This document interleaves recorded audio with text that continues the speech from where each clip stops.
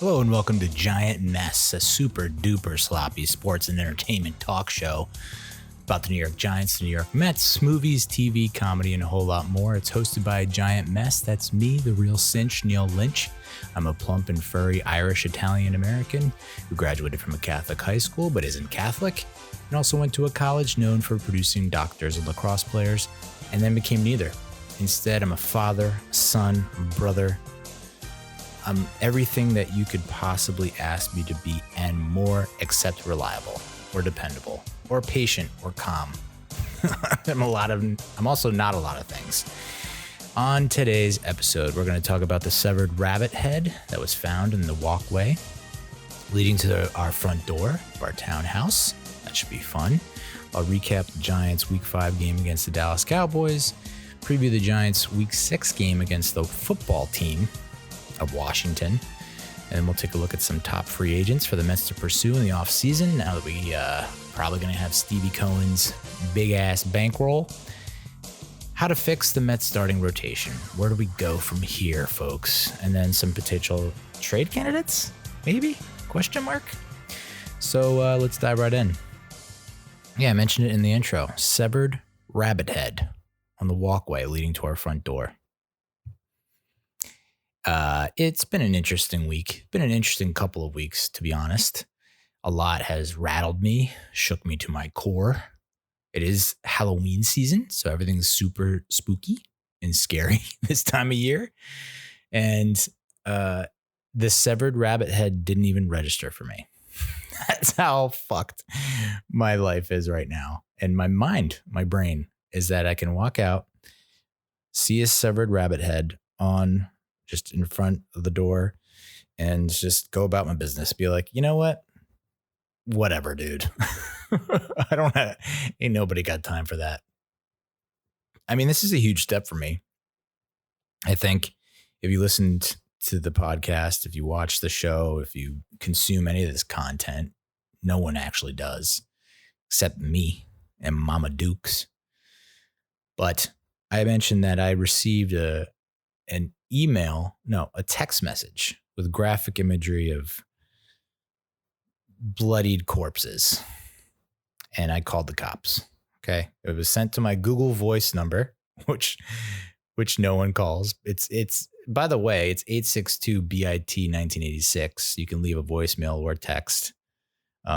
Subscribe to me on YouTube. Visit me on Facebook, Instagram, Twitter, blah, blah, blah, blah. Also on Spotify. I think Spotify is huge. You're talking about how Spotify is going to surpass Apple. So hop on the Spotify bandwagon and get on the Neal Lynch Giant Mess freight train from hell on Spotify. Anyway, I had mentioned that I'd gotten this Google text with graphic images of, just bloodied corpses with a threat about how I didn't pay someone's girl after she got all gussied up. And I called the cops, and the cop came and he basically laughed in my face, or he tried not to laugh in my face. So for me to see a severed rabbit head after that death threat from the Mexican cartel and just brush it off is a big step for me. I think the fear and the anxiety and the panic that I usually feel, it's just like, I think I exhausted it all. I think it's just gone.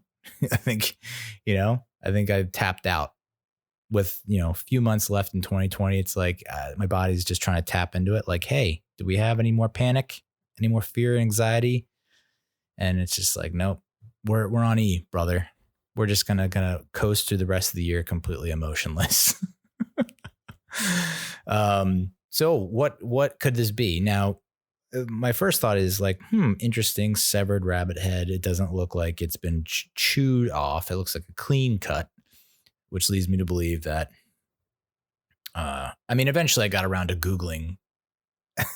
This is where I'm at. Like I got around to Googling like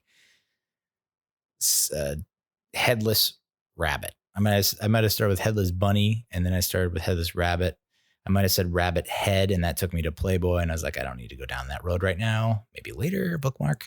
But yeah, severed rabbit head. Plug that into Google. Like, what does it mean? what, and of course, all these news stories come up about like mysterious rabbit head left in yard on a farm on the doorstep.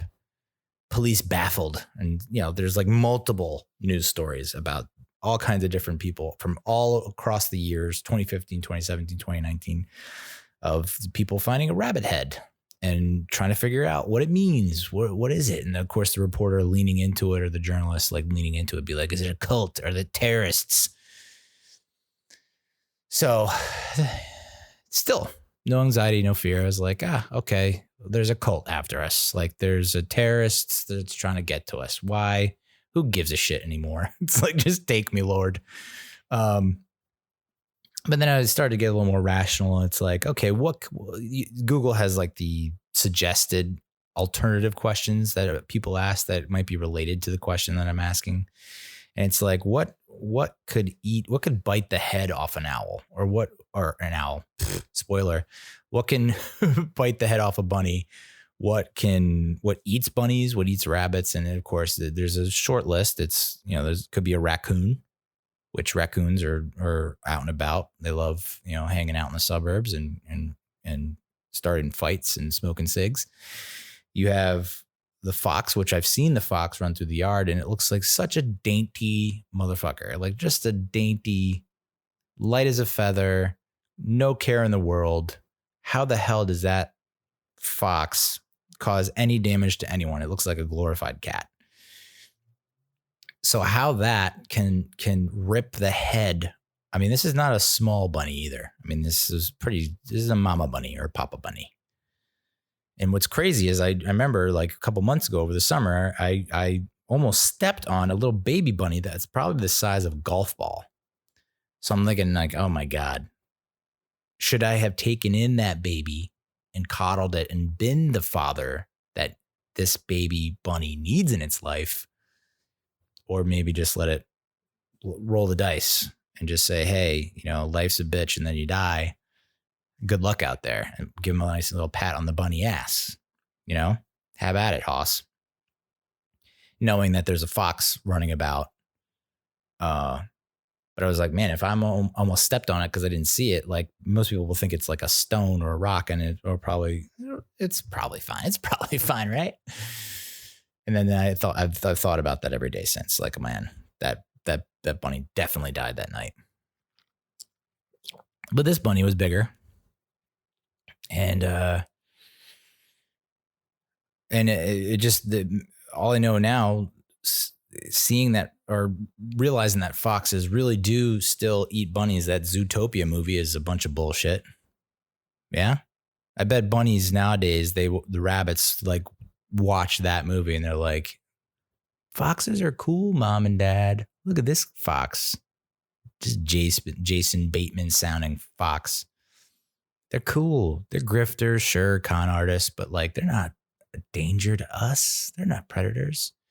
It's like, lo and behold, no, they'll fucking chop your head off with their teeth or claws, whatever they got going on there, fangs.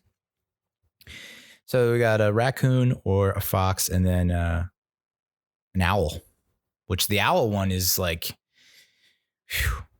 After what happened with the Staircase, that Netflix documentary, like 1 million parts too long, about the guy who like accidentally killed his wife, or his ex-wife mysteriously disappeared. And then this other wife fell down a staircase and died. And then the defense honestly was trying to pitch that it was an owl that got into the house, because the owl was like prevalent in that area. And I'm thinking, oh shit, I didn't think owls were like, growing up, you see owls and they're like, I mean, I got a book up in my daughter's bedroom that's very cute. It's like 5 different owls. They're each different color. They each have a different number assigned to them. And they're all they play hide and seek. And it's like, you got the friggin' Tootsie Pop owl. I think it's a Tootsie Pop, right? Showing you how to like, eat a Tootsie Pop. They look smart. They're educated owls. You just don't think that they have the capability to kill, but apparently they're pretty fucking badass. And the reason why, you're like, well, an owl's not going to like bite the head off of a rabbit. No, apparently they just come down, kill it, And then the bunny's too heavy for them to lift. So then they'll cut the rabbit head off and carry the body to wherever they're dining that night, whatever venue, whatever Yelp rating suffices for Mr. Owl. And then they'll come back later for the head. Well, I mean, we left that head out there for like 2-3 days. I was just like, I don't want to take care of it. I just don't want to pick it up. So we just threw like a trash bag over it, and we tried to like hurry Bree, our daughter, by it. You know, just quickly, just like, come on, time to go to school. Oh, look at that rainbow. No, airplane. Okay. Just trying to get her to not look at it. And then, of course, the trash bag would blow off the head, exposing the head to our child, causing irreparable damage. So eventually I managed to pick it up and put it into a garbage barrel with a garbage bag. But so we got raccoon, fox, owl, possible cult, witchcraft, terrorist, and then the last one was voodoo curse. So voodoo curse. Who would place a voodoo curse on us? I don't know. I got the Mexican cartel after me. It's like, might as well get some Haitian sect. I don't know. I've been in New Orleans a few times, and I've done some damage there, and they probably didn't appreciate what I did to their town. So I don't know. Retribution. They found me. The jig is up. But there's apparently, I mean, who knew that this could go in so many goddamn directions? I mean, you would think that this has like maybe there's a theory or two out there. There's like 15 different things that this could mean. Voodoo curse, rabbit, owl, fox, cult terrorist. It's like, it spans the globe. There's like a million things that could have caused this. And then it was I looked up, there's some kind of meaning. There's actual meaning behind it. Like, rabbit, like a rabbit's foot is good luck. I guess a rabbit's head can mean either good things are going to happen, good things are on the horizon, or there's something dark and ominous heading your way. So I love that explanation. That was a good one. I don't remember exactly. I'm paraphrasing, but holy shit, man. You're either going to win the lottery or you're going to die in a house fire. That's going to roll. So who knows what's coming at me? But I mean, if 2020 has done anything, it's prepared me for just about anything. Everything and anything under the sun has happened this year. So, you know, I'm like Brody Van Wagenen before the 2018 season, his first season as GM. Like, come get us. Come bring it. You know, what have I got to lose? So that was fun, trying to deal with that, trying to figure that out, deal with that in my head.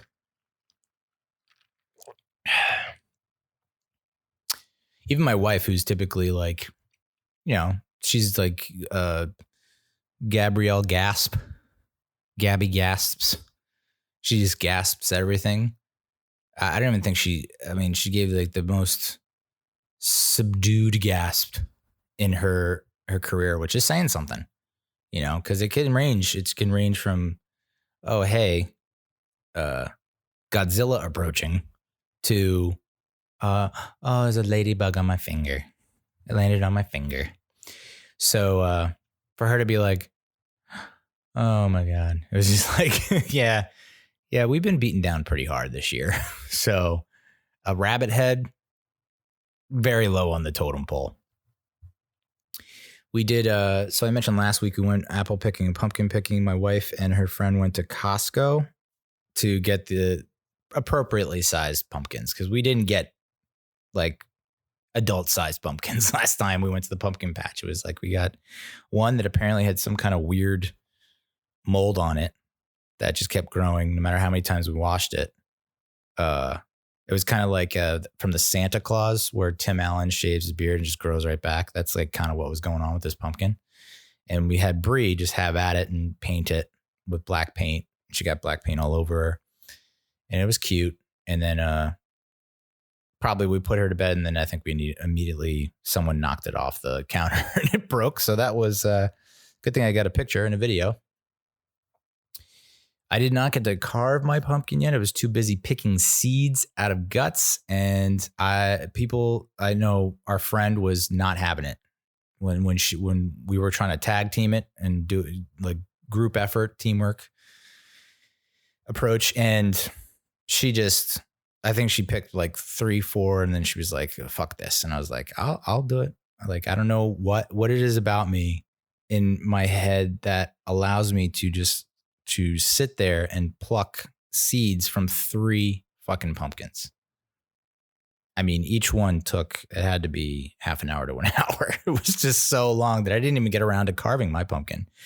But I don't even know what to do. I mean, we've been watching Hocus Pocus on loop. It's my wife's favorite movie, our wife's friend's favorite movie. And apparently it's my daughter's favorite movie. She just turned 2 and she's head over heels in love with this movie. We watched it I think she watched it 3 times the one day on Saturday. It might've been, or Sunday. She just like can't get enough of it, which delights to my wife to no end. And I'm happy for her and I'm happy for my daughter. You know, pretty soon, I think, when she gets of talking age, my wife will see what I did there. I think Bree and my wife will just be quoting back and forth. Maybe they'll have like their own little drinking game, cider drinking game that they get hyped for. So yeah, it's good to see. I will say, Hocus Pocus. It's crazy how that movie's blown up. It came out, July 93? Weird move to begin with. I guess they wanted to cash in on that home video bonanza when Halloween actually rolled around. But like, why not release it like in October, dude? Or like late September and try to get that cash at the box office. But it's growing on me. It's now like one of my favorite Halloween movies. I mean, I said it there. I said it. And I actually have, and I mentioned this we went to Salem, Massachusetts last year to see the actual house that the Dennisons lived in, Max Dennison and Thora Birch's character, whatever her name is, that family. Their house is a real house in Salem. And we went to visit it and like do all kinds of cool Salem things. Of course, we all got incredibly sick, vomiting and whatnot, but we ended up getting a shirt, or my wife got me a shirt that says I lit the black flame candle. And if you've watched the movie, only a virgin can light the black flame candle. So I'm a born again virgin, which is great. I don't feel the need to spill my seed. Is that a slogan for straight edge celibates? Because if not, I want to trademark it, make some goddamn money and get the hell out of the rat race, son. So Hocus Pocus. And then we tried the Nightmare Before Christmas, which is, I was on the fence. I was like, I don't know how Bree, our daughter's going to react to it. She's 2, like, this is Tim Burton we're talking about. So Tim Burton's, grown ass adults have trouble handling Tim Burton. So I don't know if a 2-year-old toddler can handle it. And this is back in, I guess it was released in 93, I think, right? So it was stop motion animation, which, nowadays everything's CGI, computer animated.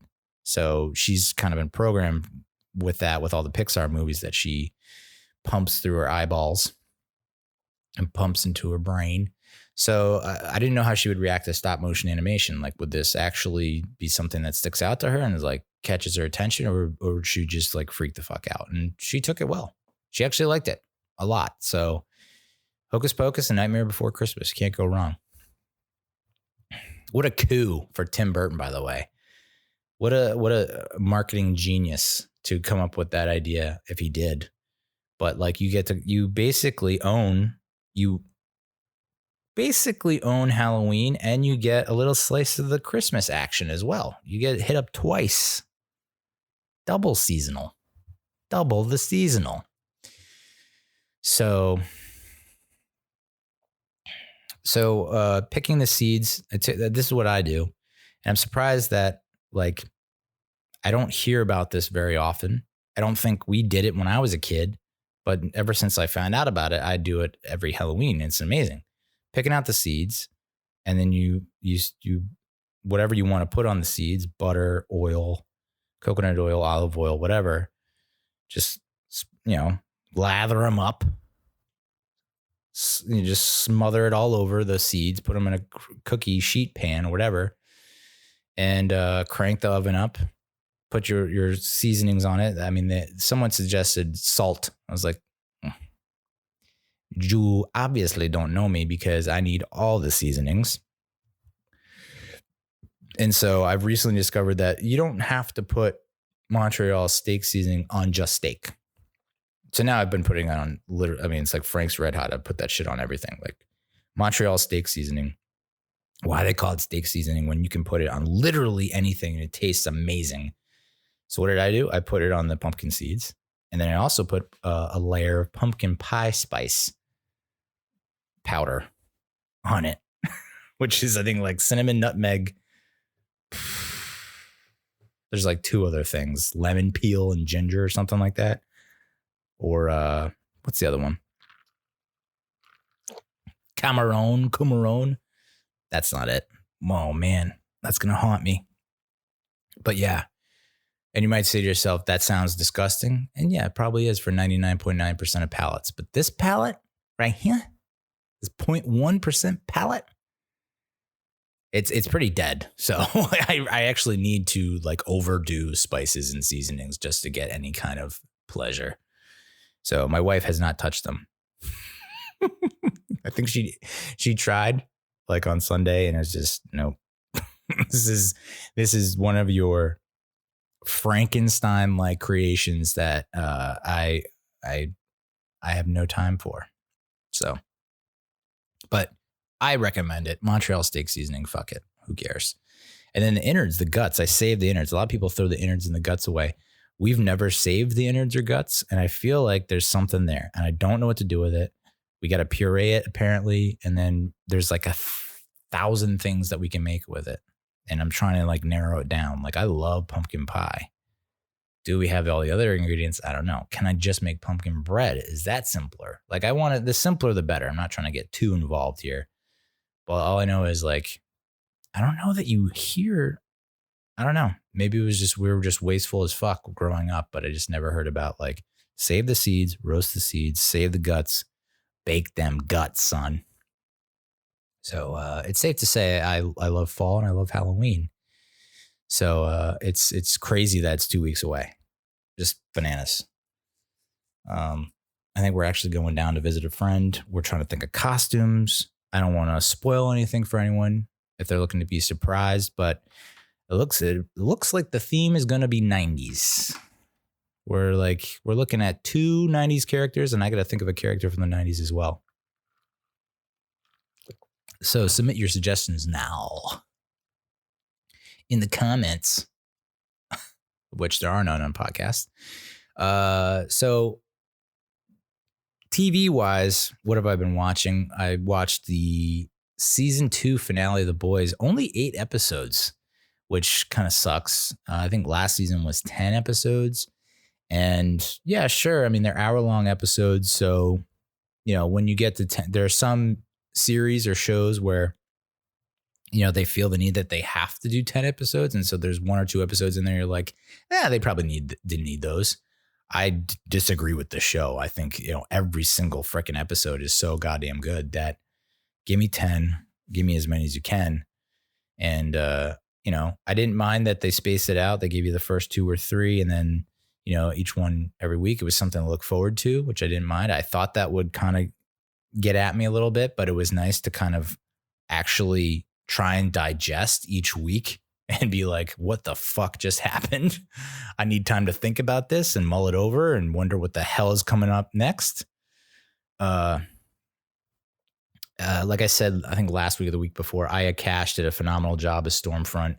Really got under my skin and was just like one of the perfect villains of this season. Couldn't have asked for any better. I still am dying for the Black Noir bubble episode where it's just him. Because I know for a fact that's coming down the pike. It has to be. It's just so obvious. They keep teasing him. They keep showing all, like, they're not like featuring him too much. And I feel like every episode I'm like, what is that motherfucker up to? Like, he's got to be up to something, right? So I feel like they, you know, most series or shows, and maybe this is an instance of like, hey, we're strapped. We need to hit 10 episodes. Let's do an entire episode on this character that doesn't really get the limelight or the spotlight, which, you know, when we talk about the Umbrella Academy, I think they also did that as well. But with the boys, I would love just one focused on Black Noir. We kind of had the one that was a little bit more focused on the Deep. We had one that was focused on A-Train. We got the one focused on Maeve this season. So I would love to see one on Black Noir because it's gonna be epic. It's gonna be like that episode. What was that episode where? Oh, Mr. Robot, where they said like 2 lines the whole episode from the last season.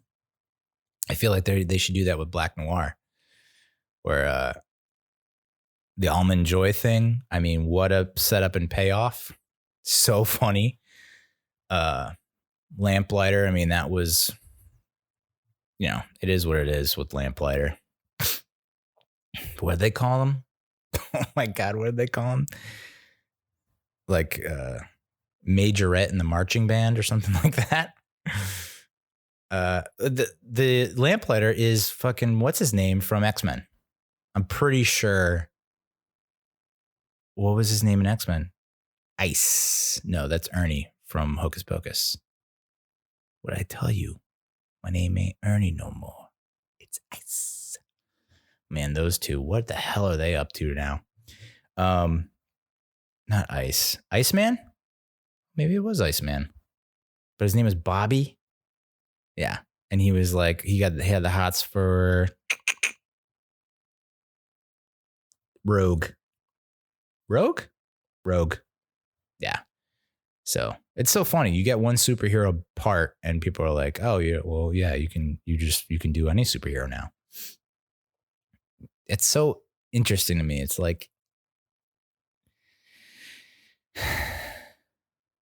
but let's not get caught up in the details. I will say this, the boys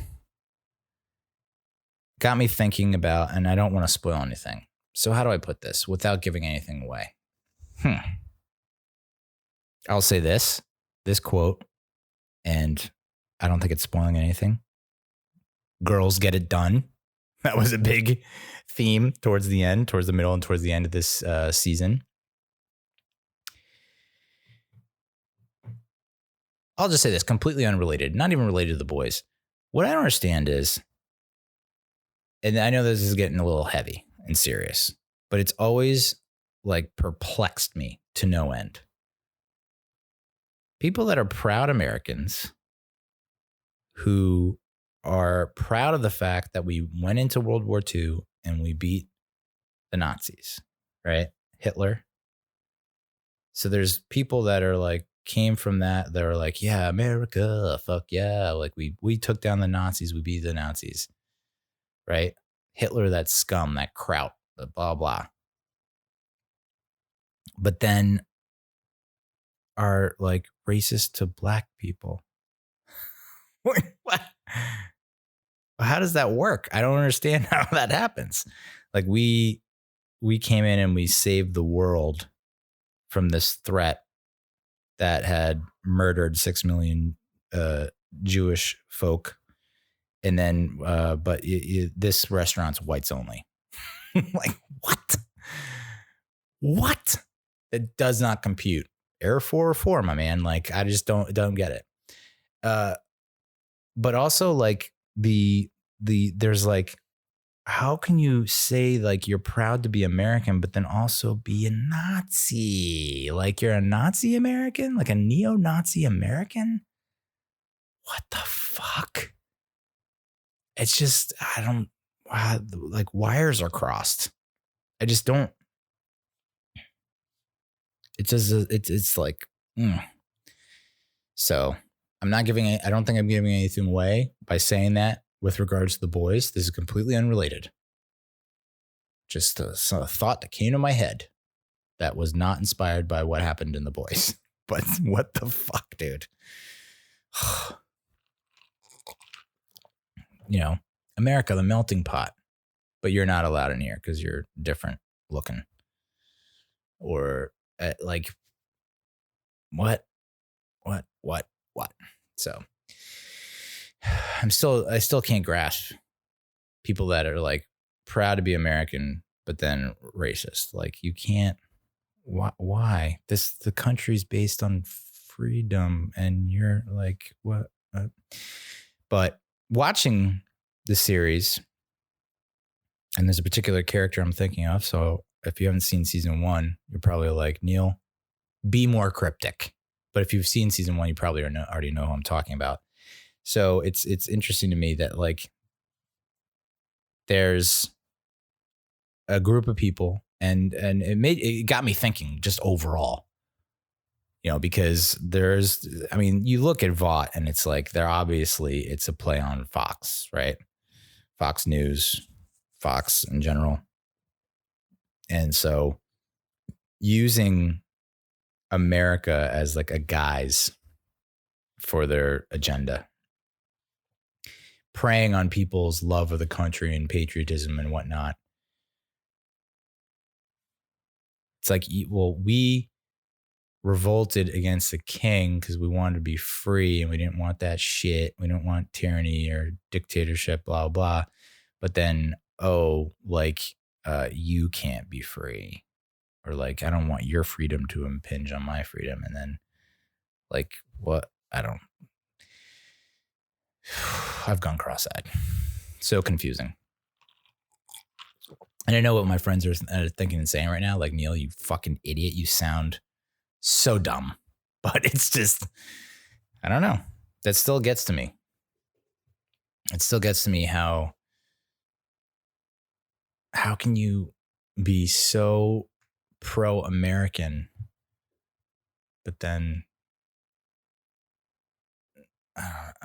you still have this thing against the Jews or against the blacks or against the Hispanics or against all the minorities or whatever. Bananas. So that's The Boys. It's my favorite show. I mean, Mandalorian's up there, but I mean, like appointment viewing, like I would say the last appointment viewing that I had where it's like I had to tune in when it happened was Game of Thrones. That ended last year? Yeah. So this is now like I try to make it very clear to everyone in the household, cats included, that Friday night is the boys' night. Friday's for the boys. Saturday's for the boys? No, Friday night's for the boys. It's a t-shirt. But up and down, I can see this. I mean, I could see this play out. I hope there are. I mean, I mentioned it before. They're talking about like a spinoff of the show already, which is huge, which is like really impressive. But I think they've got at least 5 seasons of this that they could churn out. I saw a headline article that was like, The Boys has murdered the superhero genre. I was like, did they? Or they just like, we're no longer in that phase of the Marvel superhero. We're more in the Deadpool phase. And I think Deadpool really, what was that, 2016? You still didn't really say, even with the success of Deadpool, you saw like, okay, more and more studios were considering the idea of an R-rated superhero movie. And I think they did it with Logan. But then what else did they do it with? I can't even remember. So it's not like a lot of studios dove right in, but they were like, okay, well, this is obviously something that's profitable. We can do it. But is the genre saturated? No, because now the next series I'm going to talk about, I mean, it really just, it kind of extends what The Boys was about, but not as edgier hardcore, more family oriented. So I don't think they murdered the superhero genre. I think you're just seeing, although you are seeing more superhero movies that are far more grounded in reality.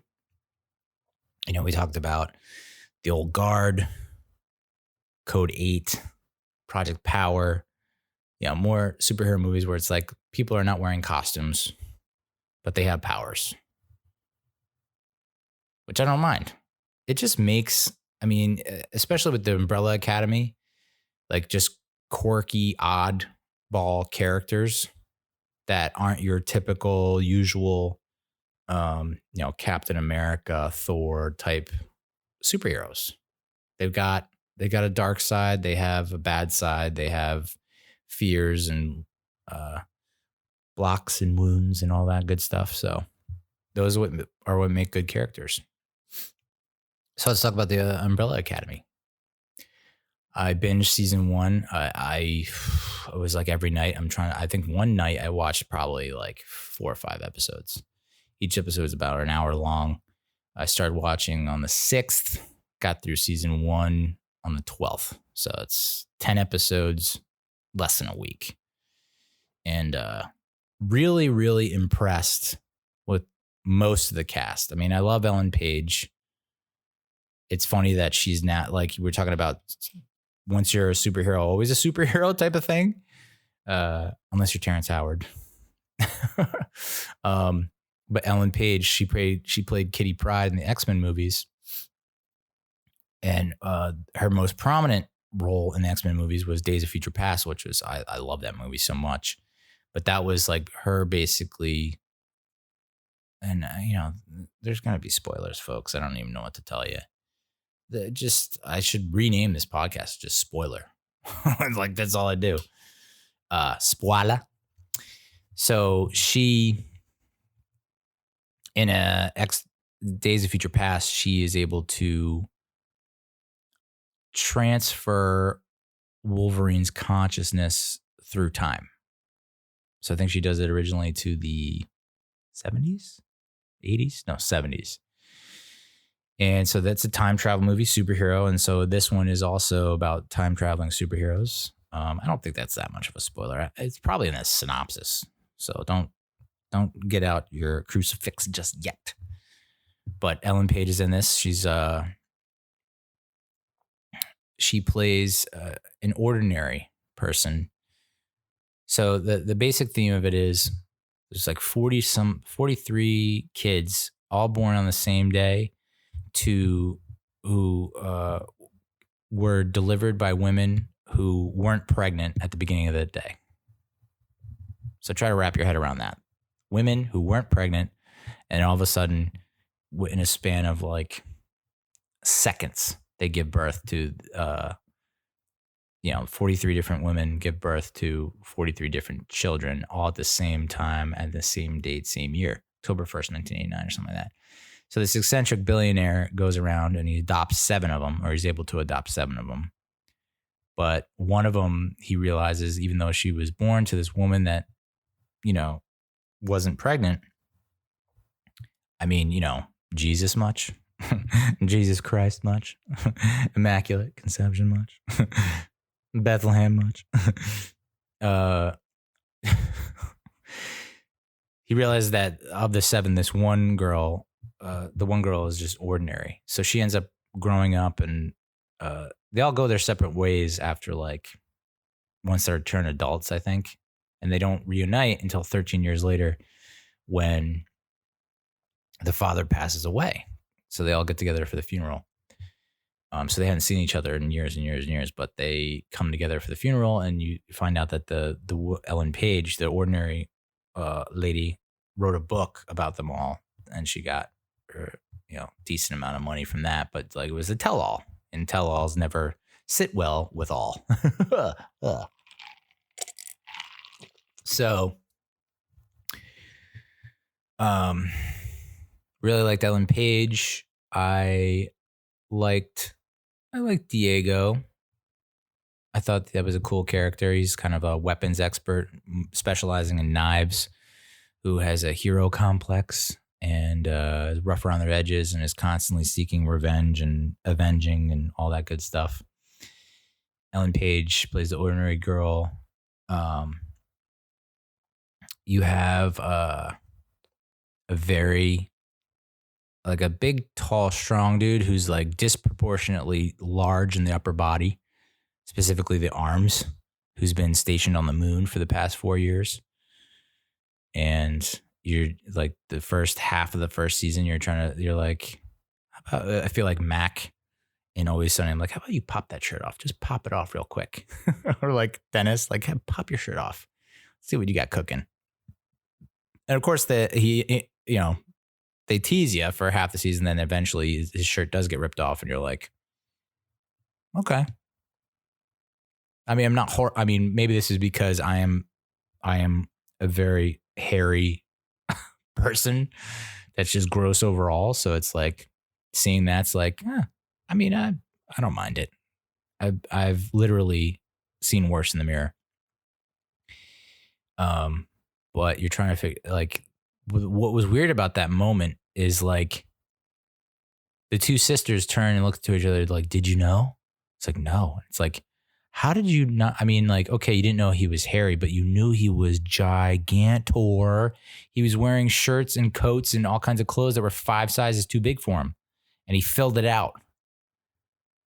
And they were constantly commenting about, hey, like, protein much? It's like, okay, interesting. So you got that dude, Space Boy, I believe his name is.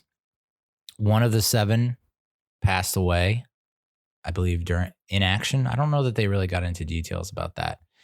So Ben was the dude who passed away, unfortunately. And then so you got Diego, Ben, Luther the Space Boy. Oh, you got Allison, whose power is the power of gossip or whispering, the persuasion via a phrase that she says. She can get anyone to do anything she wants by saying 4 simple words before her command or her wish. That whole that was season 2. So I'm in season 2 now. I'm like 4 episodes into season 2, and I just think it's popping better. I think the pace is better. I think it doesn't hang on the like more drab down moments. It's not as dark as season 1. It's kind of more dark humor in season 2. Like, it's dark, but like they always are able to like find that humor within the tragedy, which is awesome. But so there's Ellen Page, Allison, Luther, Diego, Ben. Oh, Klaus, who's a junkie who just likes to party. Drugs, booze, sex, all the vices.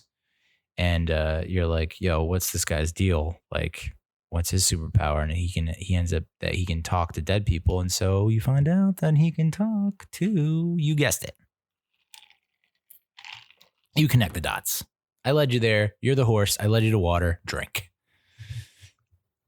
So, and then the 7th, right, is 5, who might be my favorite character in the whole series. Although Kate Walsh as the handler, she's 53 now. She's 53 now, and I mean, Jesus. Hi, Chihuahua. Yeah. I forgot I'm a born-again celibate. But number 5, he's got to be one of my favorites. So I don't want to know if I want to give anything away, but the actor who plays number 5 is like supposed to be 13. I've never seen a 13-year-old act like this. I mean, just on point. There's never a moment where you're like, oh, this is a 13-year-old who's like new to acting or like is just trying to get through the scene. I mean, they put they're asking him to carry a lot of scenes and to bear a lot of the weight, the gravitas of a lot of what's going on. And he does a phenomenal job. I mean, he's awesome. So number 5. That's my daughter screaming bloody murder.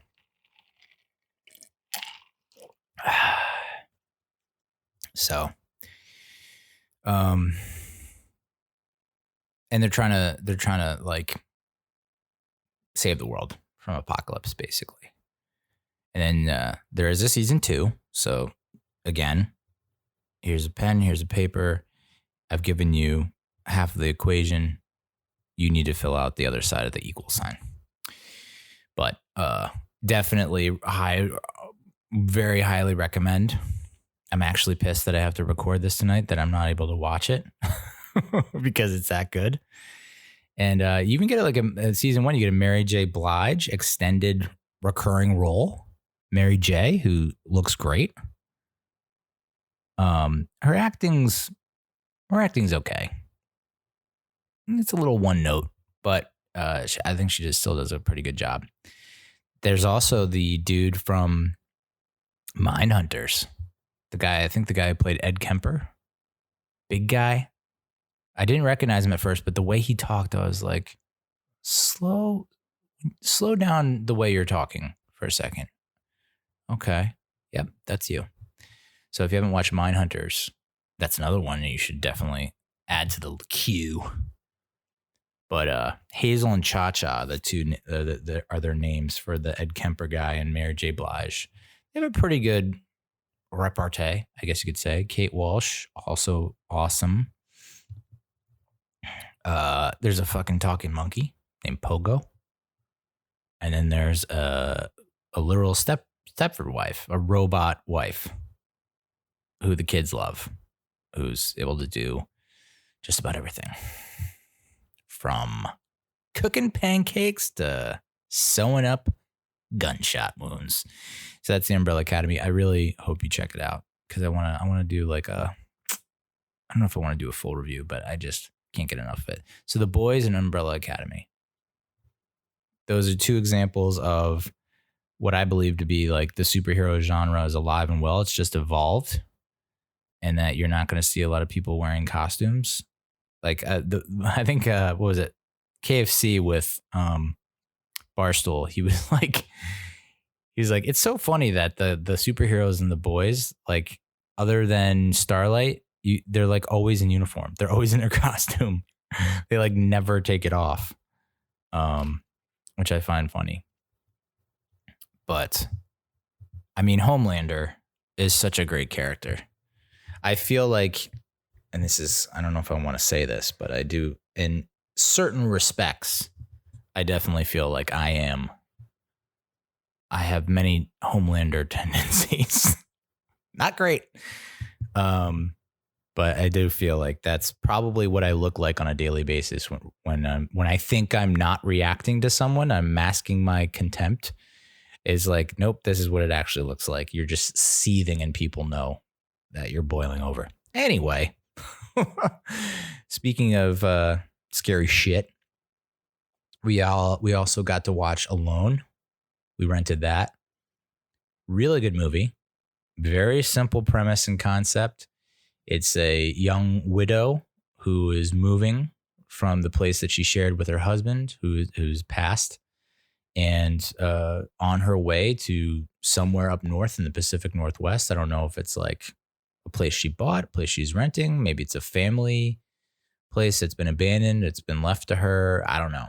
But she's en route and encounters a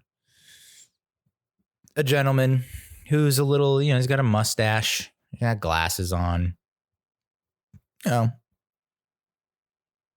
has some lack of social awareness possibly. And, it's not a very high budget, but damn, was it good. So that's a highly recommend for me. Alone came out, I guess, this year. It might be in theaters in certain places, definitely not New York, New Jersey.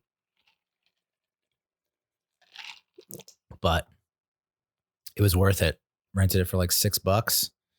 And it's probably, one of the better, I guess you'd say, horror movies. more of a thriller survivor type story. I don't know that there's anyone really in it that is a name, like a household name that you would recognize, but the female lead was amazing. I mean, she didn't have much dialogue, but she was able to definitely convey fear, panic, and anxiety, all the things that I should have felt looking at a severed rabbit head on my front doorstep that I just couldn't bring myself to feel. And the villain was just top notch. And I guess you could call it a twist. The twist was pretty good. I liked the twist. And my wife was a little angry with the ending, but I don't know. I didn't mind it, but she was pretty upset. She was rattled. My wife was rattled watching that movie. I mean, I remember like it got to the point where she like needed to charge her phone, and it was like dire. Like you need to switch spots with me so I can charge my phone right now. And it's just like, oh, okay. This movie's living rent free in your brain, huh? Cool. But yeah, it's a recommended for me. And I believe that's all the movies that we watched, actually. We've been playing around with the idea of possibly watching Hubie Halloween, that Adam Sandler movie, but I've heard bad things about it again. And it's just like, when did it go from, like, is it just because I'm older that I don't appreciate Adam Sandler's humor anymore? But then I listen to like At a Medium Pace and I laugh every fucking time. So it's like, what is it? I don't understand. Like, are these weights or are these my balls? Like Barry Lincoln, like, well, I listen to that and I crack up, but then I watch some of these, like we tried watching, what was it, The Ridiculous Six or something like that. Hubie Halloween seems like it's another one. I didn't watch Sandy Wexler. I didn't know if I watched Just Go With It, but I guess Blended I tried to watch and it wasn't that bad. But what's missing? What happened? Like, the movies that we all loved, Billy Madison, Happy Gilmore, all those, like they were critically panned. We know that. It's not that, but the audience like meter, I feel like that, like what happened? Gotta get back to it, man. So maybe, I don't know, maybe we'll like get super drunk and watch it, or I don't know, Altered States, try to give it a shot when we're altered, if you know what I mean. All right. So that's movies. I also want to watch The Rental, but that's also not getting super great ratings. I think it's a movie from Dave Franco and his wife, Alison Brie. So I think that's something I might have to give a shot. Let's talk Giants. I don't want to, but I mean, we have to. The Week 5 game, the Week 5 loss at the last seconds to the Dallas Cowboys, 37-34. I called this the Jason Garrett game because I felt like if our offense comes out and scores only 9 points, then I feel like you have to do something with Jason Garrett. He's already kind of on the hot seat for not really putting together a game plan that has resulted in many points. This go round, I mean, it's 34 points, but then you take away the Fackrell pick six, so that's 27, and then we were like gifted field position inside Cowboys territory again, and we only came away with a field goal. So you're looking at it was probably, yeah. I mean, we scored touchdowns, which is great. We probably should have scored more touchdowns. This is a defense that was very porous and broken in the secondary. The linebackers weren't exactly all healthy. Their offensive line was banged up. So I really thought we were going to get our first win. And I talked myself into, and I know I've talked myself into the Giants winning every single freaking week. I mean, week 1, I said we were going to steal one against the Steelers. Week 2, I said we can go into Chicago and beat the Bears because of Mitch Trubisky stinks. And then week 3, it was like the 49ers. I mean, how do we not win? I mean, they're all hurt. And we got blown out. And then I guess week 4 against the Rams was the only one where I was like, we're going to lose. And we did. But this one I really thought like must win. And if we do win, then we're actually in kind of the driver's seat. Not the driver's seat, but I mean, the NFC East is a shit show, dumpster fire. So you win one here, we're 1-4. The Cowboys are 1-4. The Eagles are 1-3-1. We're like pretty much right there in the thick of things. And if we can somehow take care of business in the NFC East, we just need like 1 or 2 wins to get into the playoffs outside of the division. And nope, we lost. And I'm very disappointed in a couple of things. One, the fan reaction to Daniel Jones saying we're still on this goddamn, thought process that we're going to get the number 1 pick and get Trevor Lawrence, which I'll discuss later on about how how that might go down. I guess it's becoming more of a reality, which is just like, what? But in terms of this game, the refs really fucked us over. We had the Evan Engram touchdown called back because of a legal shift, which is like, okay, I guess it was Thomas or Fleming didn't get set. That's really on Riley Dixon. He just had to wait just a hair of a second more, maybe 1 second, and it still would have resulted in a big gain, if not a touchdown. So that sucked. And then you had the Darius Slayton bomb down the right side. Beautiful pass by Jones. Great catch. Great. I mean, overall, great game from Darius Slayton. I mean, I think he had a 90-something plus grade from PFF. So he showed up and showed out. That got called back because Damian Ratley OPI, which I didn't even watch the OPI, and I didn't even bother to rewind it because I was like, why have this salt, and then why have this wound, and then why put this salt on this wound? So, yeah, it's disappointing. We should have won. And, I mean, I tweeted this out, but I cannot believe, like, we just, as a franchise, not just this team this year, but historically, we just fucking stink against backups. I don't know if Next Gen Stats can get on that or the Elias Sports Bureau, but someone needs to show me some numbers of this Giants franchise against backups because we suck. I recall when we were going against like Vince, and Vince Young is nothing to sneeze at, but like in the pros, he was kind of like, nah. And I remember he was a backup for the Eagles, and I think Vic was hurt, and I was like, we are going to trounce the Eagles team because they ain't got nobody. Vince Young is their quarterback now, and of course we lost. That might have been the Super Bowl season, by the way, 2011 when the Eagles had a dream team. But it seems like when we played John Kitna in 2010, lost to him. That was like right after my birthday. I was like, oh, thanks, guys. Appreciate the gift. And so when Dak Prescott went down and Andy Dalton comes in, I mean, Andy Dalton's Andy Dalton. He's got to be the best backup quarterback in the league. So I understand it's like we're not playing your average backup, but I don't know. I almost feel like he did better than friggin' Dak did. But going into the game, Travis Frederick had retired before the season. Tyron Smith out, Law Kellen's out. So that's, 3/5 of your line that you're trying to replace. And yeah, Cowboys had no problem. The rookie center, Tyler Badaz, who I wanted the Giants to get, because who did we have? Jalapeno had a brutal injury. Spencer Pulley's meh. He's a backup. And then, Nick Gates never played a snap there. So it's like, would have loved to get Tyler Badaz, however the fuck you say it. And he got drafted late in the 4th round. And he's doing awesome.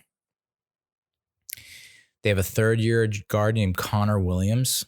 Never heard of him before. He's a 64.5 overall grade from Pro Football Focus and has only allowed 1 sack through 5 starts.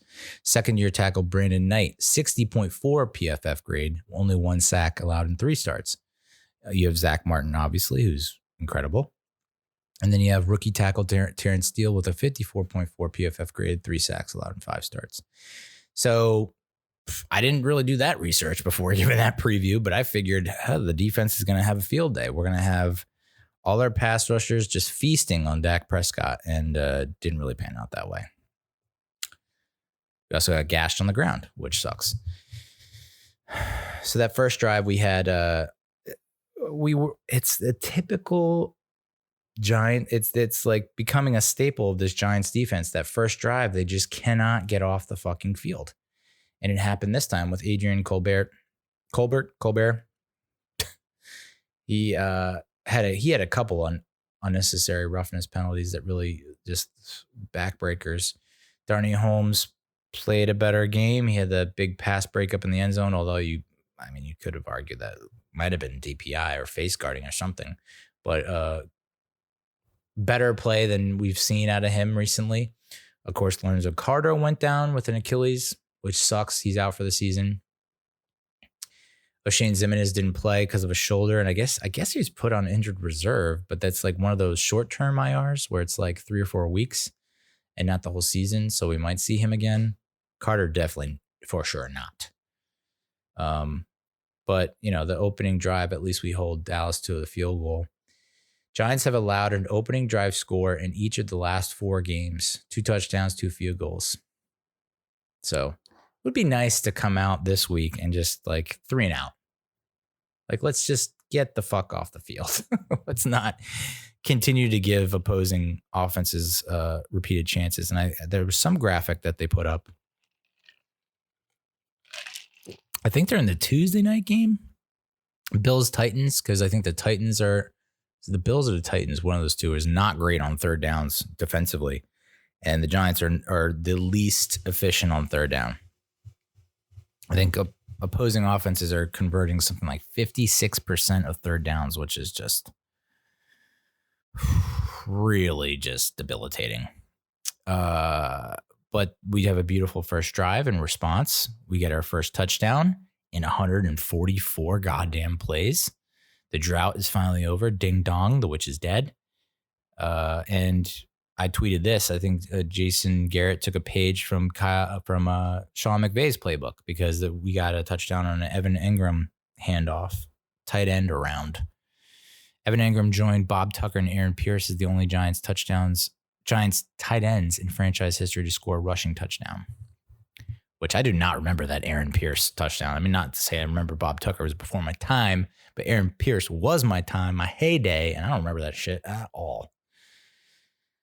The Engram's 3-yard score in the first quarter was the first touchdown scored by the Giants in the last 22 offensive possessions. Ooh, brother.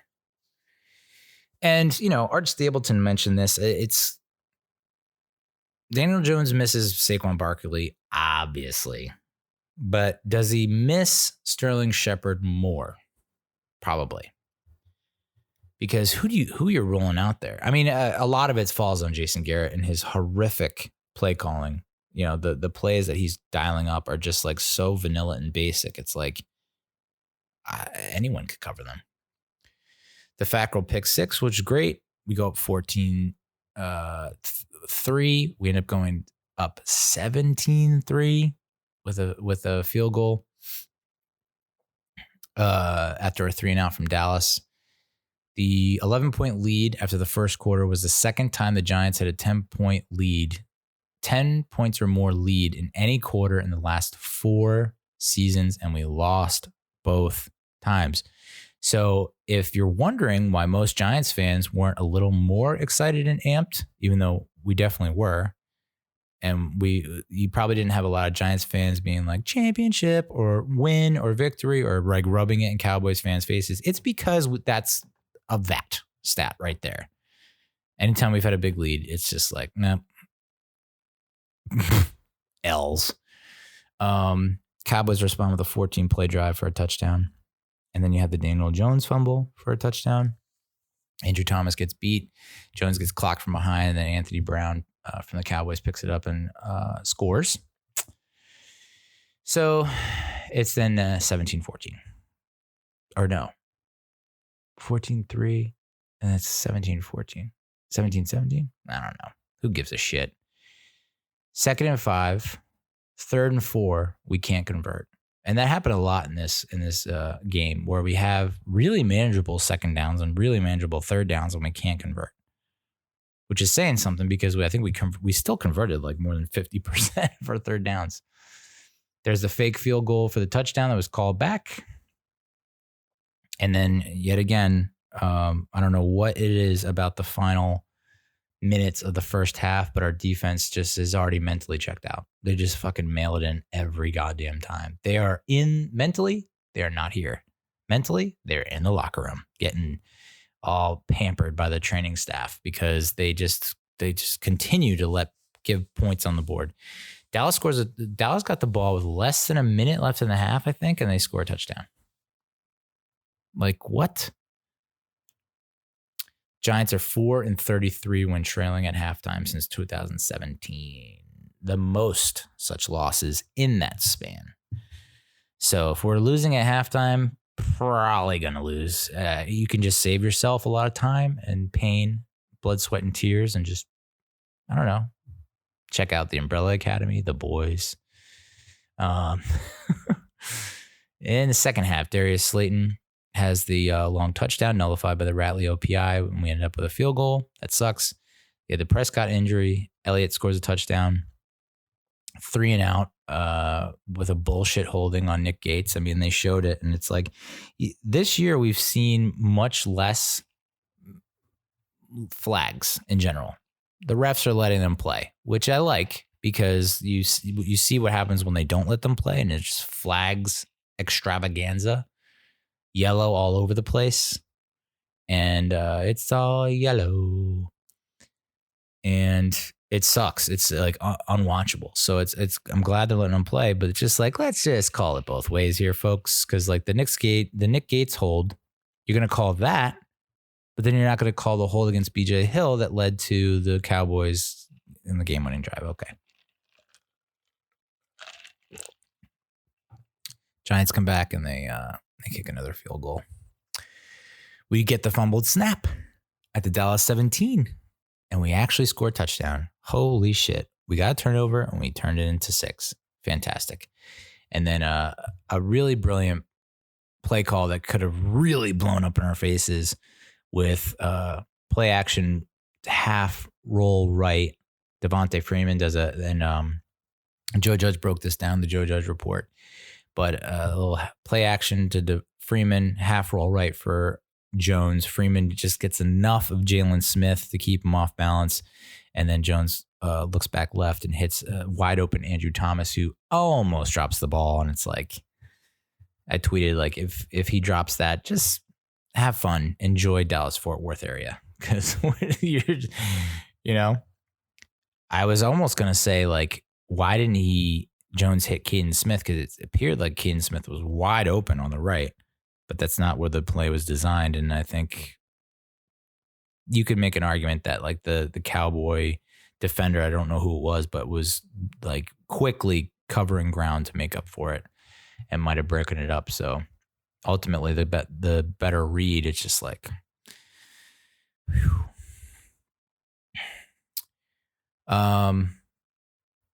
So we're up 34-31, 34-31, right? Maybe 34-27, 34-31. And then Marcus Golden has the face mask. The Cowboys tied up 34-34.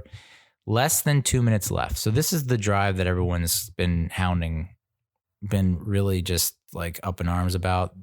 Everyone was like, if Daniel Jones is the guy, this is the drive that he needs to prove himself and blah, blah, blah. And it's like, all right. It's not all him though, folks. Like it's Jason Garrett's play calling. And you have to be cognizant of that. It's not all Daniel Jones. 3 straight passes to Deion Lewis. I mean, what are we doing? What are we doing? Where's Golden Tate? Where's Evan Ingram? Where's Darius Slayton? And you're like, and I mean, Jones was running for his life most of the afternoon.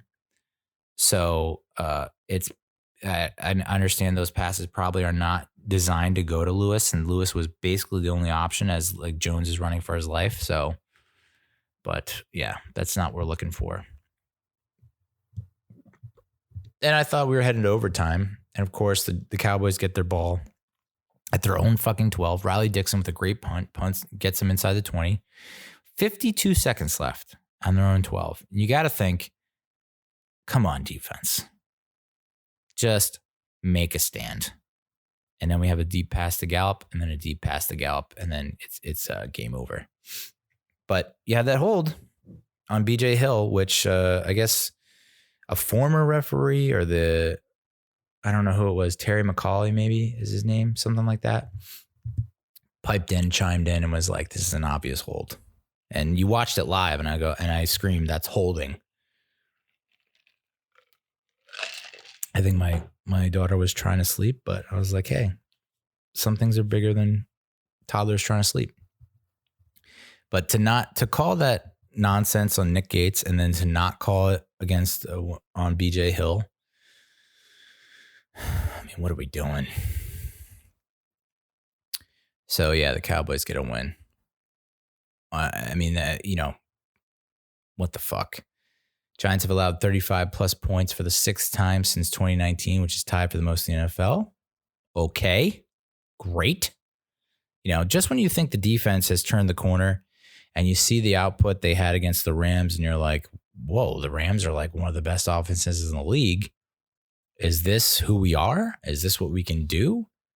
And then we face the Cowboys who are like, I mean, understandably, yes, they have Michael Gallup, amazing wide receiver. CeeDee Lamb, amazing wide receiver. Amari Cooper, amazing wide receiver. But they didn't have Blake Jarwin, their starting tight end, after he got hurt early on in the game. And yeah, you do have Ezekiel Elliott. And sure, Prescott can make some plays. But I was looking at their offensive line, and I was like, you don't have your normal guys in there. Are you still going to be able to throw the ball, get pass protection? Are you still going to be able to run the ball? And the answer is an emphatic yeah. So this Cowboys offense is fucking for real. They have depth. And it's just their defense is just a nightmare. But apparently they can make plays when they need to. Whereas ours can't. So what is our defense? What is our identity? I don't know. Dallas outgained us by almost 100 yards, or by more than 100 yards. The Giants have 300 plus total yards for the first time in 5 games this season. 4-game drought was the longest in single season since 2006. And we just got to 300 even. So, which is crazy to me because you put up like 27 points and only 300 yards. Well, how does that, what? We only had 211 passing yards? What? Of course, Dallas crushed us on the ground. Ezekiel Elliott was just gashing us left and right. They had 126 rushing yards, averaging six yards a play. We allowed 2 sacks. And I know that doesn't sound like a lot. And this is where the whole sacks versus pressure thing comes in. Bobby Skinner from Talking Giants, love him. He said Daniel Jones' pressure percentage went from 22%, which is 10th highest in the league, to 28.7%, which is 4th highest against the Cowboys. Continues to be the most blitzed quarterback in the NFL. Teams are blitzing while playing man with no fear of deep concepts or chunk plays. So Garrett needs to really step it up. And although we put up more points this past week, you're still not giving Jones a fair shot. You're not giving him a fair shake to make plays. He has to, and understandably, a lot of the greater quarterbacks, Russell Wilson, Aaron Rodgers, Ben Roethlisberger in his prime, they're able to escape the initial rush and then buy enough time to have the receivers, open up and make a play. So Jones has shown that he can do that, but there are instances where it's like, can we just run a rub route, scrape? Something that where it's not just like 5 yards, turn around for the ball. PFF said Daniel Jones was under pressure on 19 of his 35 dropbacks on the day. That's an absurd rate that few quarterbacks in the NFL would be able to operate behind. Yeah, I think, you have that happen. I mean, the fact that he had that happen and still only 2 sacks is a testament to fucking Daniel Jones. Okay. And the fact that we only got 2 sacks against Dallas is that's a real bummer. And I know we were without Zoe, we were without X, but you still got Leo, you still got Lawrence, Fackrell. Marcus Golden had more playing time, more snaps. We talked about the disappearance of Marcus Golden last week. And we'll get to more about him in a little bit, but we converted 53% of third downs, which is awesome, but we gave up 55% of third downs. We owned time of possession, but we had 8 motherfucking penalties. And that's what killed us.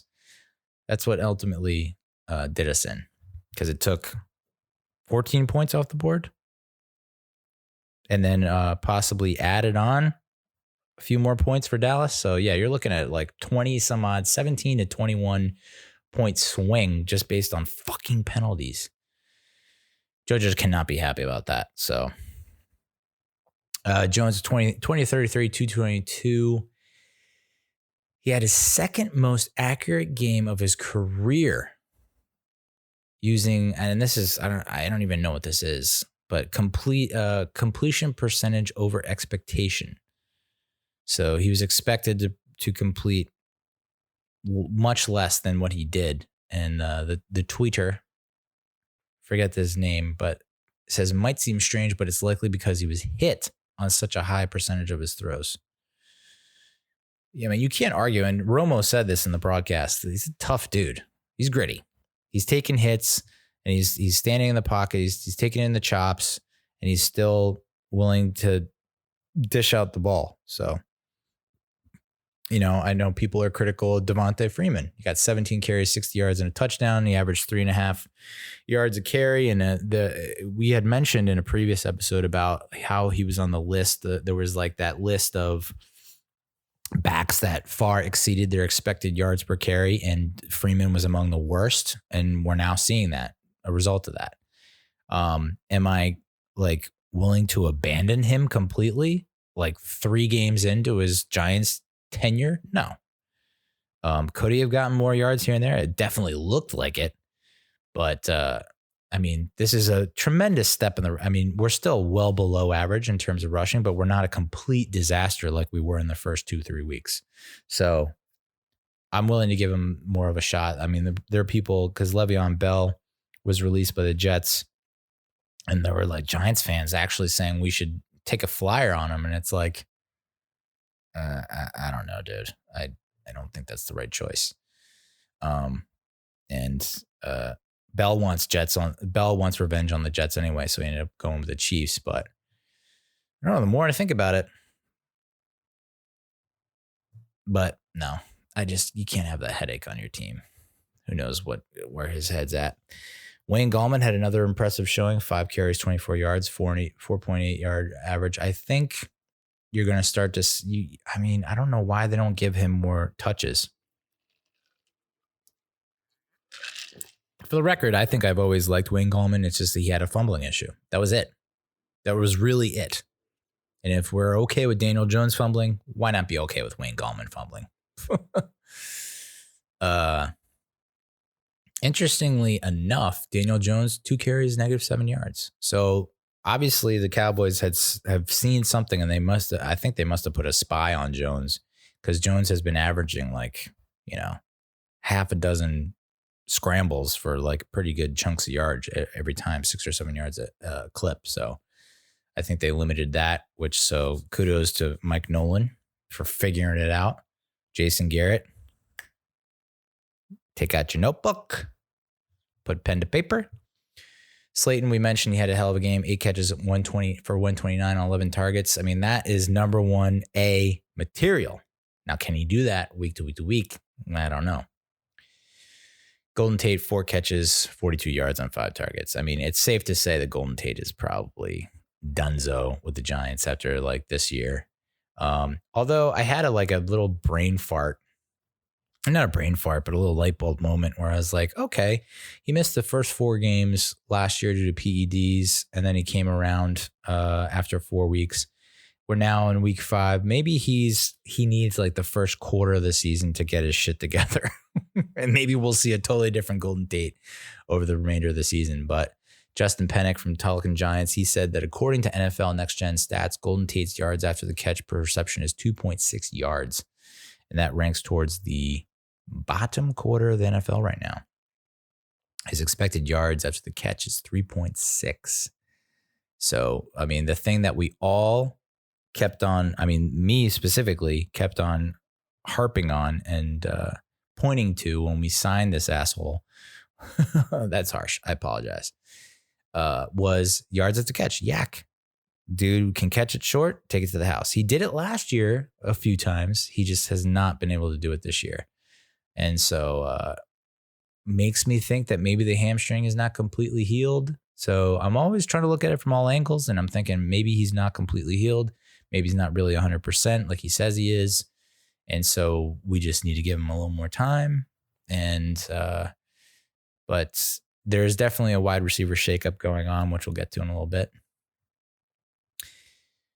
Yeah, so Pennick said, like, the one thing Tate is supposed to be good at, he's been terrible, which is no bueno, bro. Evan Engram, yet again, 2 targets, 1 catch, 16 yards. Holy fucking shit, dude. I mean, this has got to go down in NFL, possibly sports history, as one of the most mind-boggling tenures for a prolific athlete. Maybe prolific isn't the word, but he's an exceptional athlete. We can't argue that. He can't block for shit, but he's fast as hell.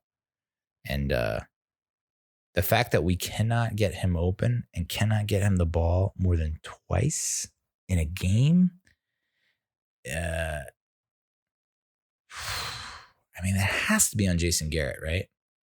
Yes, maybe partially Jones. You can see that Jones tends to, when he gets in trouble, which he was in a lot of trouble on Sunday, when he does get in trouble and when he does get outside the pocket and he's on the run, he's on the move, he does like to resort to Darius Slayton. I get that.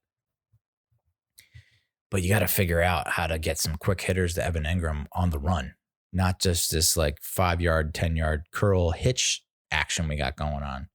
What happened to the crossers, my man? The fucking crossers. Give me the crossers. Dan Schneier tweeted, it's really hard to win in the NFL when your offense is designed to get 10 yards every 3 downs to move the chains. Stringing together 10 to 15 play drives that end in touchdowns once you get into restricted red zone is difficult. Seems to me like this is exactly Garrett's design. Yeah. Nailed it.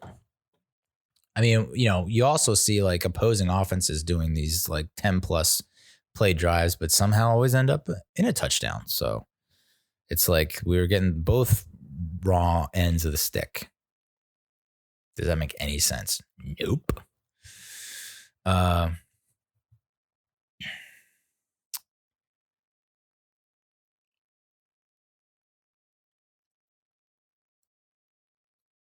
mean, I like Adrian Colbert, whatever. He brings the defense up. I think he's proven himself over Julian Love, which, I mean, the fall of Julian Love will be written about for years to come. But Ryan Lewis is not the answer. He got burned twice by Gallup. Big time. James Bradbury, yet again, just like an outstanding job by James Bradbury. He's probably the best corner in the NFL right now. Amari Cooper had 1 catch, I think. But, I mean, you know, Gallup and Lamb went haywire on us. So we still need a second corner. So I don't know, like at 0-5, I mean, we're going to get into like the trade deadline is in a couple of weeks. So we're going to get into like possible trade options, but like, I don't know that you really want to trade to get a corner for what, to go like 6-10 and then miss the playoffs. And then we're out another couple draft picks. Dalvin Tomlinson had a pretty good game, a sack and 2 tackles for loss. Jabril Peppers back in action. Good to see him. They were taking him off the field and he was not happy about it, but it's good to see him in the rotation again. Fackrell obviously had the pick and the one tackle for loss.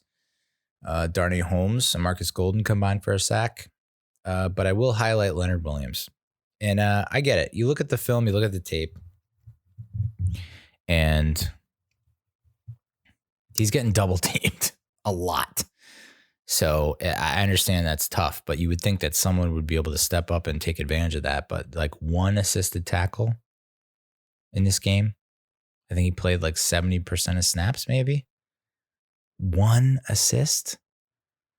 Yeah. If he's getting fucking doubled and putting up that stat line, something's wrong. Someone else needs to be like dominating. Like, where's Dexter Lawrence? I mean, Tomlinson had a pretty decent game, but like, where are the other people cleaning up? Gano is like our MVP at this point. He was 4 for 4 with a long of 55. I think he hit. Yeah, Graham Gano is the first Giants player with 3 made field goals of 50 plus yards in a game in the Super Bowl era. What a good. I mean, we give Gettleman a lot of shit. And this signing could have been bad, although I can't imagine it being worse than Chandler Catanzaro, or even Rosas. But talk about coming through in a pinch and really helping us out. Graham Gano for president 2020. Riley Dixon, another fantastic game. Only 2 punts. This is where what is going on with our offense? 2 punts. When our offense really sucked, we were punting the ball fucking at least 6 or 7 times. And Dixon has not had many punts this year. 2 punts. He averaged 52. He had one inside the 20 at a long of 55. So he just had that one mental burp. Just could not wait. And I get it. Like, you're excited. You're about to throw a touchdown. I mean, that's definitely going through your head. I have to snap this ball because I have a guaranteed touchdown on my hands right now.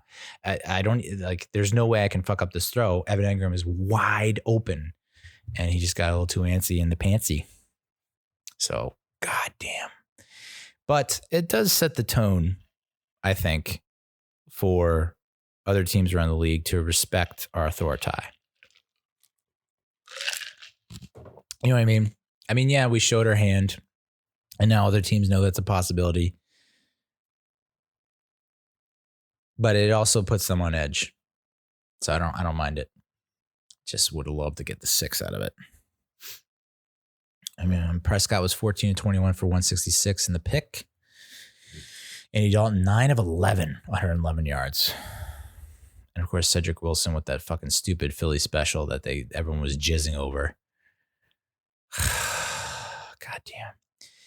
Ezekiel Elliott, he didn't rush for 100 yards, which is great, but he did rush for 91 yards on 19 carries and 2 touchdowns, 4.8 yard average.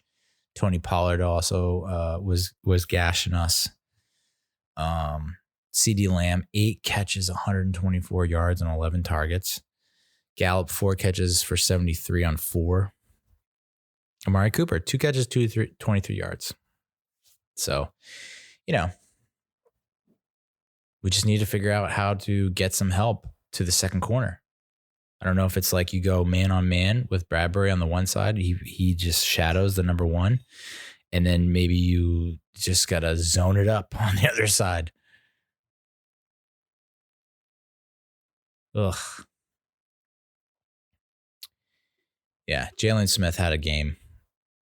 7 solos, 7 assists, half a sack, 3 tackles for loss. He's just he's a monster. DeMarcus Lawrence, who was questionable, he had a sack. Everson Griffin had half a sack combined with Jalen Smith. So, Greg the Leg killing me yet again. He didn't do Doc when I picked him up in fantasy, and then he just murders us in this game. So here's where we're at. We're 0-5. And people are going to go, they'll scoff. And they'll chuff at what I'm about to say. But I have not ruled out the playoffs. And I know I said we're going 0-16 after the 49ers lost, but hear me out. The 92 Chargers started 0-4, and they finished 11-5. The 1970 Bengals and the 2015 Chiefs started 1-5 and made the playoffs. And you're thinking to yourself, Neal, how the fuck can you be talking about playoffs? Well,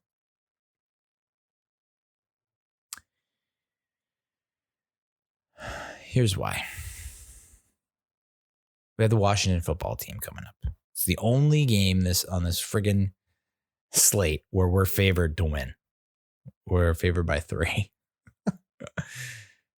Say you win here. The schedule ahead is not too bad. So we'll get into that. But I wanted to plant the seed now. That 0-5, though it reeks of 2013. If you remember in 2013, we actually turned around and finished 7-9. And yeah, we got lucky in the second half, but we still turned around. Our defense stepped up huge, and we had some semblance of offense, and we ended up going 7-9 in 2013, which is amazing because we were 0-7. We were 0-7 to start the first half. So, I want to plant that in your head. 2015 Chiefs, 70 Bengals, 92 Chargers. Now, the trade deadline's coming up. October 29th, I mentioned it, a couple weeks. I don't know that we have a ton of trade candidates. And I know that people have been saying nonstop, trade Evan Ingram, trade Evan Ingram, trade Evan Ingram. And I hear you. But the problem is we picked him up for 2021. There was a team option, maybe, and we picked it up. Him and Peppers. In my mind, what are you really going to get for Ingram and Peppers, having seen what they've done this year? Ingram hasn't done shit. Peppers has been injured and has not done a whole lot. So why not?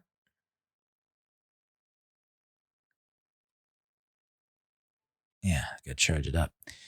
So why not give them another year? And if they start next year, which you gotta figure we're building on something here, right?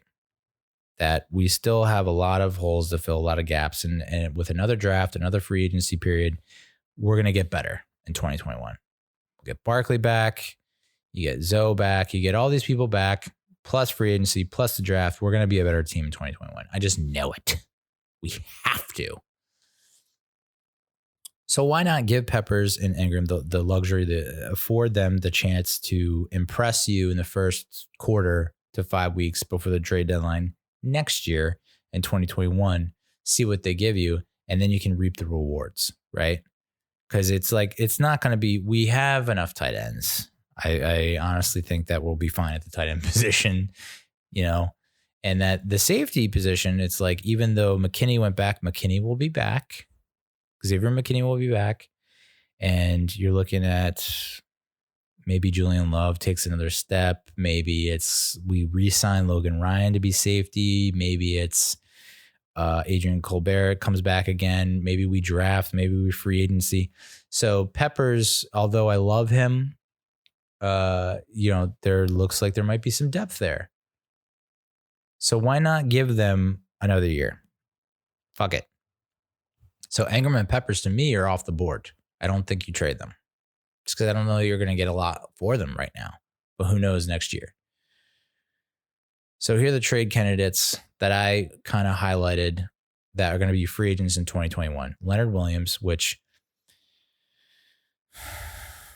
Matt Lombardo said that he was a trade candidate. I just can't see a team wanting to pick up the rest of his franchise tag this year, I guess, to pull a Giants in the hopes that he'll sign again next year. He'll give the sweetheart hometown deal to the team, whoever team signs him. But again, that's a big monster contract for a guy that can disappear. And I understand Aaron Donald did not exactly wow out against us, and he's like the top interior defensive lineman in the league by a long shot. So it's everyone has their off days, I guess. But for Leonard Williams to disappear at the trade deadline, I just don't see it. Fackrell was another one, and Fackrell and Golden were the two linebackers that I thought with expire, they're going to be in free agency next year, that I thought would make sense had Zoe and X been healthy. But now that you have like the possibility of, if you trade them, one of them or both of them, you have like Cam Brown and Carter Coughlin starting for you outside linebackers, like not ideal. And then Dalvin Tomlinson, I could see him getting moved. He's not as expensive as Williams, and he's just not quite at the same level as Williams, but he's just like a step below. So he's not a far cry from Leonard Williams by any means, but he's far cheaper. So I think if any team is going to trade for an interior defensive lineman that they think can help out and give your team a boost, it's like you might as well go for Tomlinson over Williams and not have to like sacrifice that much cap. And then Wayne Gallman, we talked about possibly Wayne Gallman trade before the season.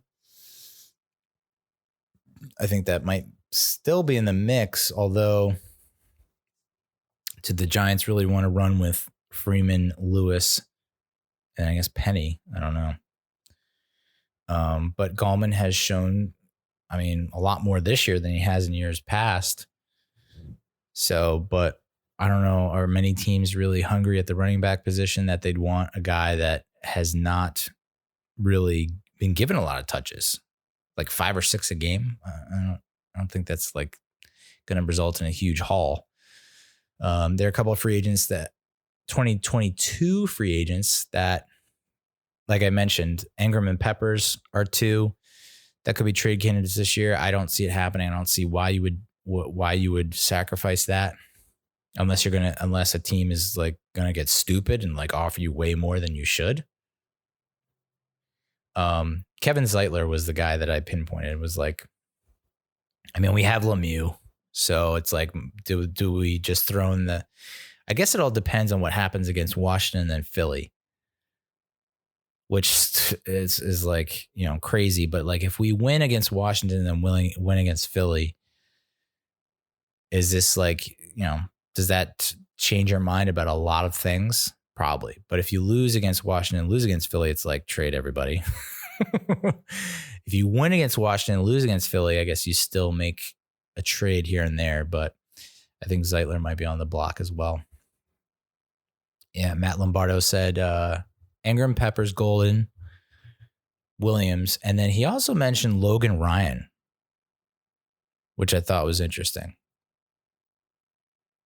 He's a good player. He's been a good player for us. If you're really out of it, which we'll find out more like after this week, but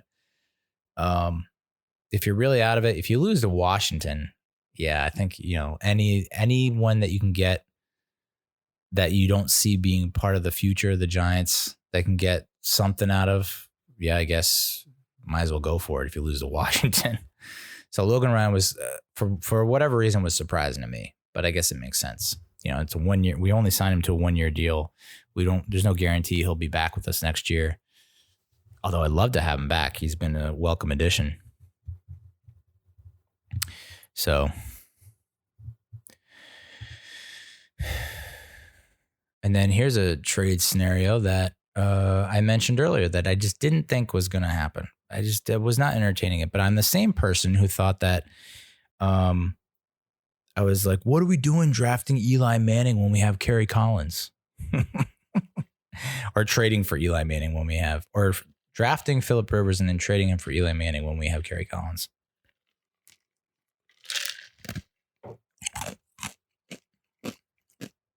I was a Kerry Collins stan. What do you want me to do?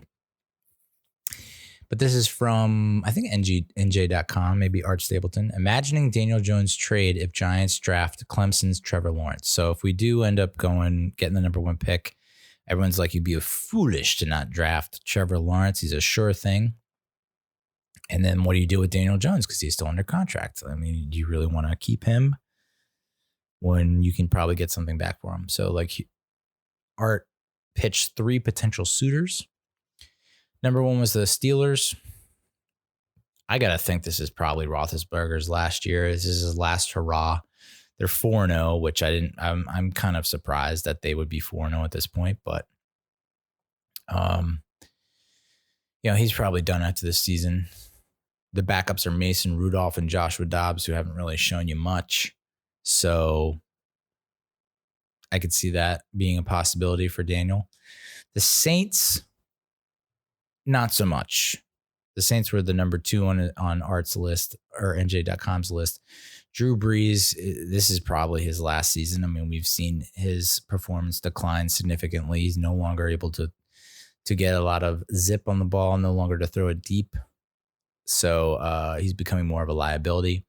They just signed Taysom Hill to a big contract. So it's like, is he the quarterback of the future? Why would you have Jones and Hill unless they want to get real weird with it and have a 2 QB rotation, which I've done that in my past. Wasn't a fan. Also went to a college where that happened, where they were actually rotating 3 quarterbacks at one time. And I was like, make up your mind. This can't be good for morale. And the Saints also have Jameis Winston, who's a future Hall of Famer. I never said I was smart.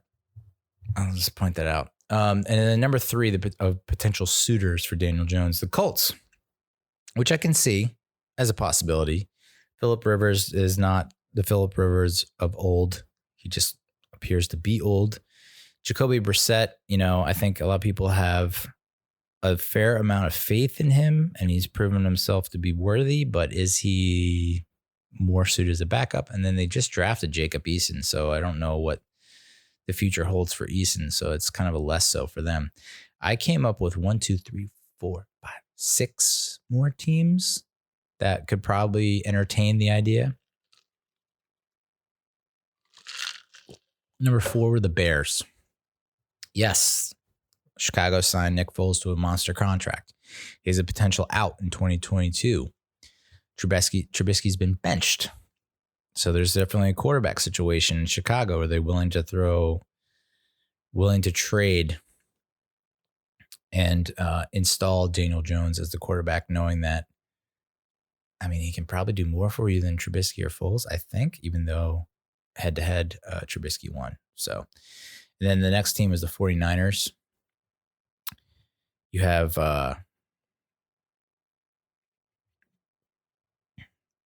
this is before the Super Bowl, to even breathe, have these words exit my mouth would have been like blasphemy. But is Nick Mullins really the guy in San Francisco? And I was so hype on Nick Mullins after he just dominated us in week 3, and then he went out and shit the bed against, I guess, the Dolphins and who else? Who's the other team that they just lost to? And I was like, oh, the Eagles. So Mullins is not the guy, probably. Jimmy G, is he the guy? Probably not. He's fallen out of favor. And what leads me to believe that San Francisco might be the team, and I'm anti-trade. I don't want this to happen. But I'm just, it's entertainment, folks. I'm entertaining the idea. If Jimmy G is really donezo, if Nick Mullins isn't the guy, of all these situations, I think the 49ers are most equipped financially to handle a transition, because Garoppolo would only incur a dead cap of $2.8 million in 21 and a dead cap of $1.4 million in 22. Next on the list, I had the Vikings. Kirk Cousins has 2 more years left on his contract. $41 million in dead cap in 21. So it's safe to say they're probably invested in him, but only a dead cap of $10 million in 2022. Buccaneers were next on my list. Tom Brady, $25 million in dead cap if he's cut or released. He'll be 44 next season, and he'll be an undrafted free agent in 2022. But I don't know. He's they're 3-2 right now. I guess Brady didn't look great towards the end of the game against the Bears on Thursday Night Football. Just a thought. I had the Falcons next on the list. Matt Ryan is 35. He would incur a potential dead cap of $50 million in 2021 if he was released, and he has a potential out in 2022. So probably not happening, but still, there's been some whispers and rumblings of how Matt Ryan is just not going to get it done in Atlanta. And then I had the Patriots, because why not? Cam is not signed to a monster contract. If he doesn't pan out, if they don't make the playoffs this year and Belichick falls out of love with him, then I would see the Patriots possibly taking a chance, especially with the connection to Joe Judge. Joe Judge being like, we couldn't pass on Lawrence, but we have this great guy named Daniel. You should check out Bill. Bill would have to entertain it. So again, I don't want this to happen, dudes and dudettes. I think we just need to surround Daniel with better support. But Jones has a 1.1 touchdown percentage. And if you're not familiar with that stat, it's the percentage of touchdowns when attempting a pass. He's 10th in interception percentage. And he's been sacked 16 times, which is tied for fourth most in the NFL. I mean, you look at the numbers. I looked at Pro Football Reference, and the numbers aren't great. But they are, if you peel the onion a little bit, you can see that he's not Sam Darnold and he's not Dwayne Haskins. So even though there are certain numbers that Sam and Dwayne were better than, there are little indicators, little KPIs that will tell you and signal to you that he is doing as much as he can. Some other news and notes. Cam Brown, Penn State draftee, could see a bigger role in defense, which I'm interested to see. The fact that they use him as a gunner is pretty incredible, because the only linebackers that I know that the Giants have used as gunners were Lawrence Taylor and I want to say Jesse Armstead. So there's that. Maybe Cam Brown is in that same kind of cut from the same cloth. I don't know. But, you got to start giving a lot of these younger draftees a shot. If shit goes sideways and we really go downhill, it's like, why not? We got to see what we have. But there are also some potential trade candidates for the defense at linebacker or on the defensive front. Eagles defensive end Casey Toohill was a 7th-round draft pick out of Stanford, which Giants love Stanford. Cam Fleming, Blake Martinez. Impressive athlete, 4.62 40-yard dash, 39-inch vertical, 6'4", 247, can play outside linebacker. He beat out Sharif Miller, who was a 4th-round draft pick in 2019 for the Eagles for a roster spot before the season. But with Vinny Curry coming back, they might not have a spot for him. So maybe they could pick him up, or I don't know that they trade for him. I guess maybe the Eagles could waive him and then we could pick him up or release him. And then there's a possible trade scenario for Titans outside linebacker Kamale Correa. Kamale Correa. 5 sacks and 23 total pressures last year, he graded out well in coverage by PFF with an 87, and he's only 26. He requested a trade because due to lack of playing time. Why not? Take all the help we can get. I would not be surprised if we made a move for him. Austin Mack has been added to the 53-man roster, and Damian Ratley has been waived. Talk about not having a plan at the wide receiver position. And I want to go back to the draft, because in my post-draft analysis, I was like, holy shit. This was the deepest wide receiver draft in a long, long time, and we didn't draft one. Instead, we ended up signing a bunch of undrafted free agents like Benjamin Victor, Austin Mack, Alex Bachman, etc. I wanted Chase Claypool. He's now tearing it up for Pittsburgh. Are we now rethinking the fact that we did not draft a wide receiver? Yeah, I'm thinking we probably effed ourselves by not trying to get a wide receiver in the draft, because now looking ahead for next year's draft, you got to get like a playmaker wide receiver. You have to, knowing that Golden Tate is past his prime, knowing that Shepard has injury problems, knowing that Slayton needs support, knowing that Ingram is probably, I don't know, not going to stick around. So I'm curious to see what Ostomac does. Ostomac I believe, was the guy that was waived, but was told that he will be brought back because of paternity leave. So Joe Judge did him a solid and was like, we're going to move some stuff around, but we'll have a spot for you. So I'm curious to see what Ostomac does. I honestly just throw him into the fire. That's the only way you can know if you have something special. Throw him into the fire. Him and Benjamin Victor. Why are we not playing them? What the fuck is CJ Board and Damian Ratley doing for us? What are they doing? And I guess Damian Ratley was waived because, I mean, the OPI must have been the straw that broke their camel's back. I think Big Blue View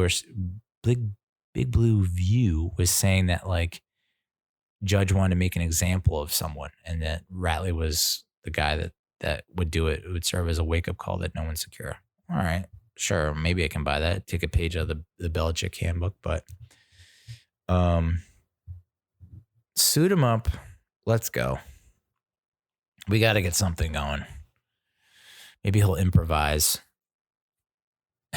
and throw some double moves at the man opposing him. And then Sterling Shepard, the last news and notes. Sterling Shepard is getting close to returning. He'll be eligible to return to the active roster this week. So let's see what we got. I mean, it wasn't like a huge injury, but then again, I've never had like a turf toe situation or had my foot jammed into the ground. So who knows? But it will be good to get him back. Would also be curious to know where David Mayo is in his injury status, because I think he'll be an added boost. Having him on run situations would be great. And then having Tate Crowder and for passing downs would be awesome. So let's talk about the Week 6 game. We're going to preview the Week 6 game against the Washington Red football team. Washington's offense. They're pretty much right around where we are in terms of scoring. They've scored 89 points so far. They average around 18 points a game, which ranks 30th out of 32 teams. Dwayne Haskins obviously has been benched. And after being benched and after the coaching staff coming out and talking shit about him, it was leaked that they're trying to trade him now, which is crazy. He was moved to 3rd on the depth chart. Also crazy. And I don't know who would trade for him after he just got trashed. And then apparently he's like sick now. So I don't know what's going on. I mean, if there's I feel like at least, we've lost the most games in the NFL over the past 4 years, but at least we're not like the biggest joke of the NFL. I feel like Washington and the Jets are still pretty brutal when it comes to how their organization is run. Kyle Allen started the game against the Rams, but he had a helmet-to-helmet shot that I thought was like a concussion city, and that's what made him leave the game, but apparently it was like a shoulder thing. I don't know. And then it was the return of Alex Smith, which was huge. That was a moment. That was emotional. It's been 2 years, first time since 2018. And on the same day that he returns, when Joe Theismann couldn't return, and Joe sent out a tweet being like a big moment, and everyone liked it. The same day Alex Smith returns, Dak Prescott breaks his leg, compound fracture, which is just eerie. So it makes me believe that more power to Dak. And I know, that injury was just Jesus Christ, dude. Tony Romo's call was just outrageous. I mean, I'm looking at a foot that's on backwards with Dak Prescott, and Tony Romo was like, "Oh, you really gotta hope it's a cramp." Oh, that is a severe cramp. I wasn't happy about it. That just fucking sucks. So there have been times. I mean, trust me, there have been times where a hated player from a rival gets hurt, and I'm kind of like, yeah, motherfucker. But that wasn't the case with Dak. That was just like, that's just awful. Especially since he was leading the league in passing yards. He was going to break a lot of records this year in terms of passing. Possible MVP candidate if the Cowboys actually turned around and made a run. But I mean, they're saying that he's probably going to be out. I mean, he's out for the rest of this year, obviously, but maybe all of next year. Whoa. And on offense, really, the only threat the football team has is Terry McLaurin. Other than that, I don't know that they have really anyone. I think they just released Dante Moncrief. Washington defense, not much better. They've allowed 142 points or 28.4 points per game, ranked 22nd out of 32. But however, they have Montez Sweat, Chase Young, who I think was hurt last week. So maybe he's out this week. Maybe he's back. And Ryan Kerrigan. So that's a pretty good trio in terms of rushing the quarterback. And then they have Kendall Fuller and Landon Collins in the secondary. So maybe we just need to focus on the linebackers and exploiting the linebacker core. Giants offense, 81 points, 16 points a game, ranked 31st out of 32. We're 31st in red zone percentage.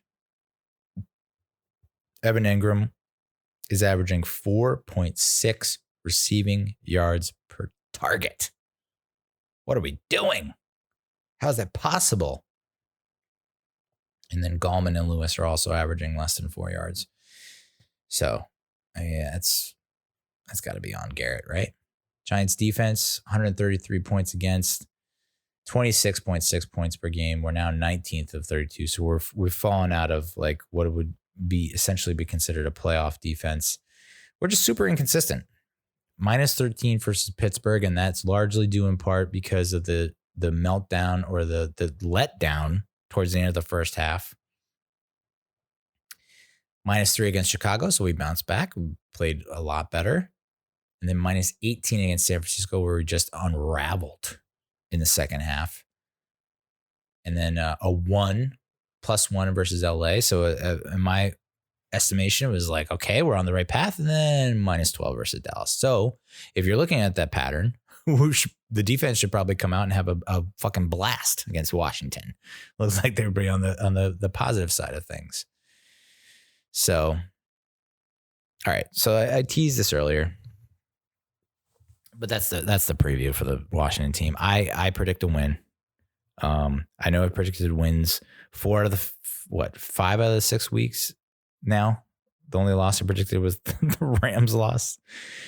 But I mean, this is the very definition. You open up the Britannica Encyclopedia and you scroll and you go to the M section. You Musket, Mustburger, Three Musketeers, must win. It's a must win. You lose this game, fuck it. Trade everyone. I don't care. You win this game, you're 1-5. And like I mentioned, the 2015 Chiefs, 1-5, went to the playoffs. The 1970 Bengals, 1-5, went to the playoffs. The next string of games is not insurmountable. Is not really, in my mind, hell's row. Is that a word? Is it a phrase? Is it a thing? It's not exactly that bad. You win against Washington, you get that confidence boost. The serotonin, the dopamine are flowing. And you take that momentum and you take it right into Philadelphia and you beat the Eagles on primetime Thursday night when they are probably already banged up. And so we can take advantage of that, even though I don't even know why I say that anymore, because we've now faced 2 teams that have been just brutalized by injuries and we can't take advantage of it. But maybe on a really short week with a Thursday game, we can actually, take advantage of it. But you beat Philly, you beat Washington. You're now 2-5. Okay, maybe at home on a Monday night against Tampa, you give them a nice run for their money. odds are Tom Brady pulls something out of his ass and they win. Fine. We're 2-6. You then have Washington and Philly again. So you could go 3-4, 3-6, 4-6. If you beat them again, you've now swept Washington and Philly, which is huge in terms of where you are in the division. So now you're 4-6. You went from 0-5 to 4-6. And you get that much needed bye week to prepare for who? Who dat? Cincinnati Bengals. You come into that game. It's after Thanksgiving. You have a nice big Thanksgiving, nice turkey and gravy, stuffing. You get the mashed potatoes, you get the sweet potatoes, the marshmallow melted on top. You get the pumpkin pie, cranberries. And you fucking come out of your coma, your food coma on Thanksgiving. And you obliterate the Bengals. And you're at 5-6. 5-6, dude. 5-6. Now, we should be 1-4. At least 1-4. We should have either beaten the Bears or the Rams or the Cowboys. Take your pick. We could easily be 2-3, depending on how the final series goes for a bunch of those games. And if that's your modus operandi, we could be 3-2. Steelers game, that's a loss, right? Could have been a win, but it was probably most likely a loss. The 49ers game, we just were like, no thanks. But the Rams, Bears, and Cowboys games were winnable games. So we could be 3-2 right now. So we're 0-5, but we could be 3-2. Don't know if you could say the same for the Jets. All right, the Jets are 0-5, and I think there was really no opportunity for them to win any of those games. They were not really close. Thus far, and I think Justin Pennick from Talking Giants pointed this out, thus far we've had the 9th toughest schedule in the league. And I mentioned this last week. Daniel Jones has not been going up against like half-wit defenses. They're all top 10 defenses. Now this past week, not so much, but you get the point. 9th toughest schedule in the league so far. The 5th hardest schedule in the conference. 2nd most difficult in the division behind the Washington football team, who has had to play the Eagles, Cardinals, Browns, Ravens, Rams. Now, of those 5 teams, the Eagles are probably not as good as they would be normally, minus all the injuries. Cardinals are a bit of a mirage, I think. I don't know that they're really at the same level as their record indicates. Same could be said about the Browns. Like, are they just catching breaks left and right? Are they really the creme de la creme? We'll find out this week against the Steelers. Ravens, yes.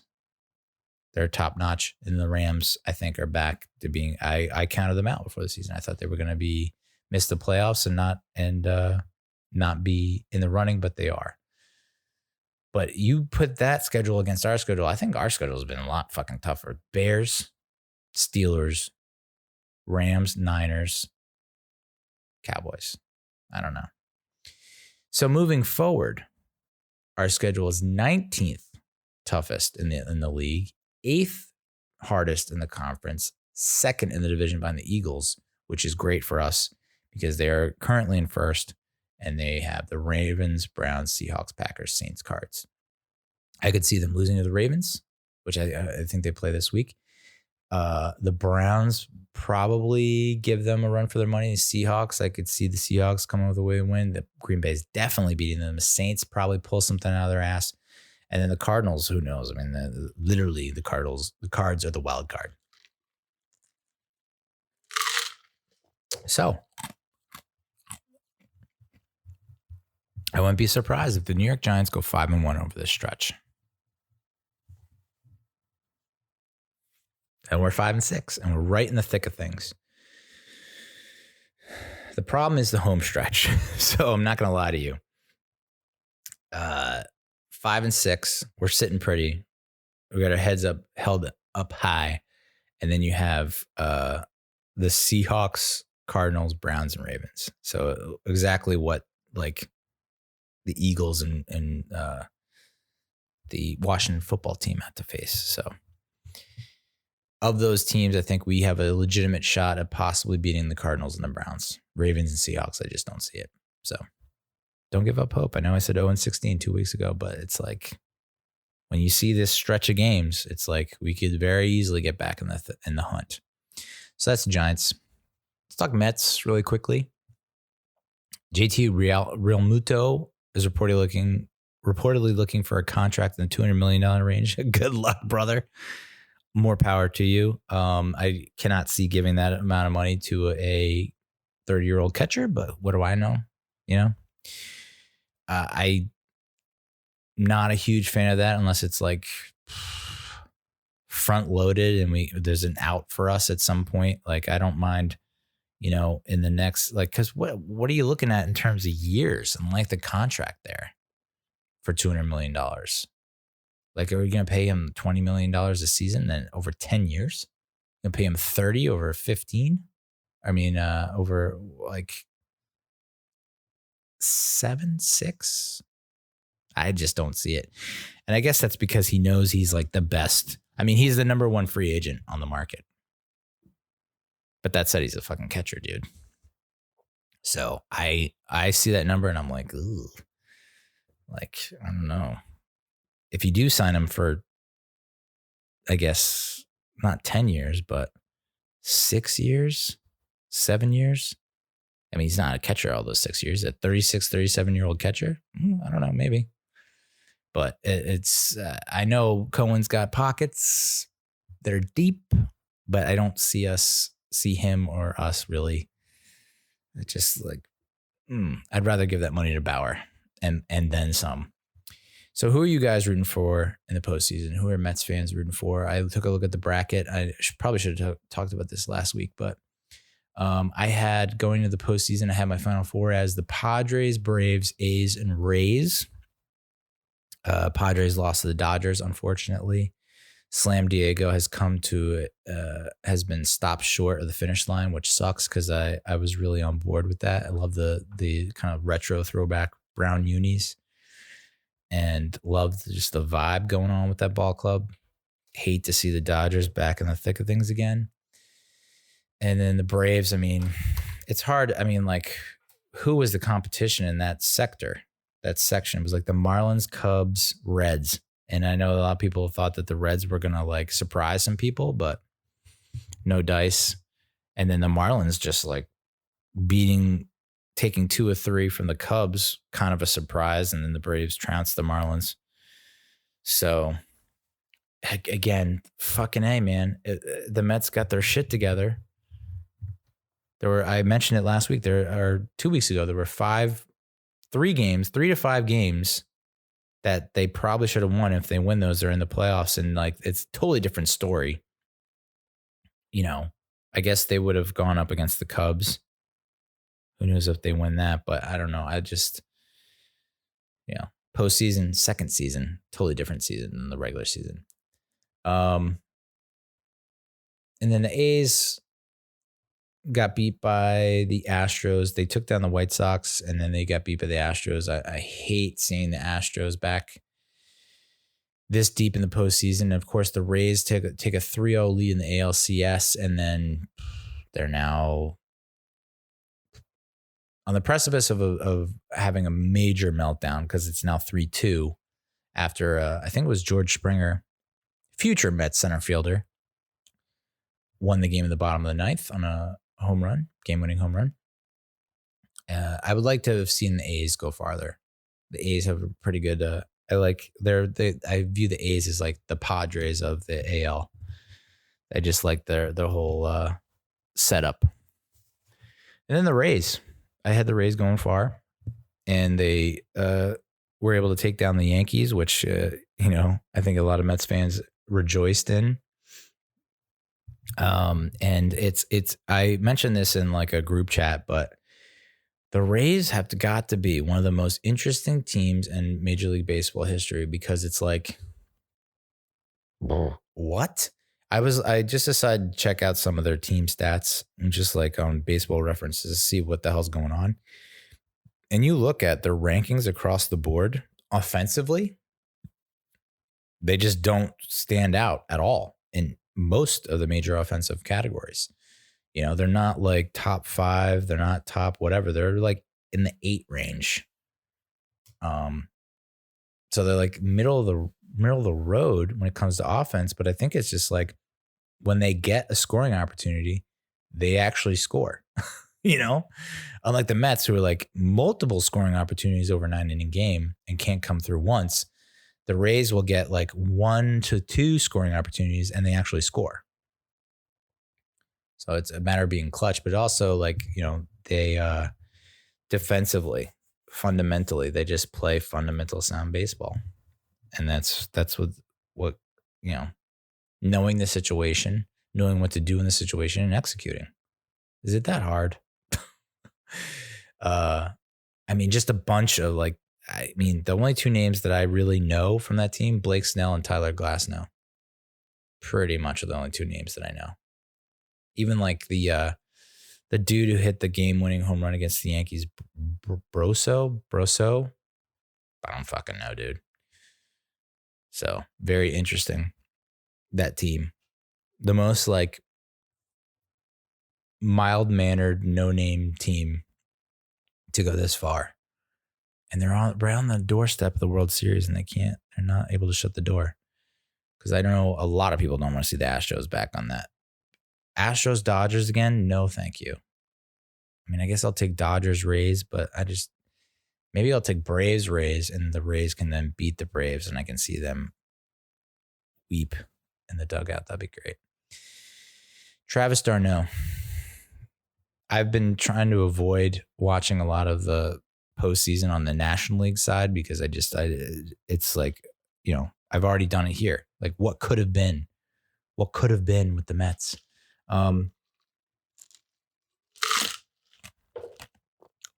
But SNY, I think it is Danny Abriano from SNY was talking about Travis d'Arnaud, and it's a heartbreaker for Mets fans to watch. But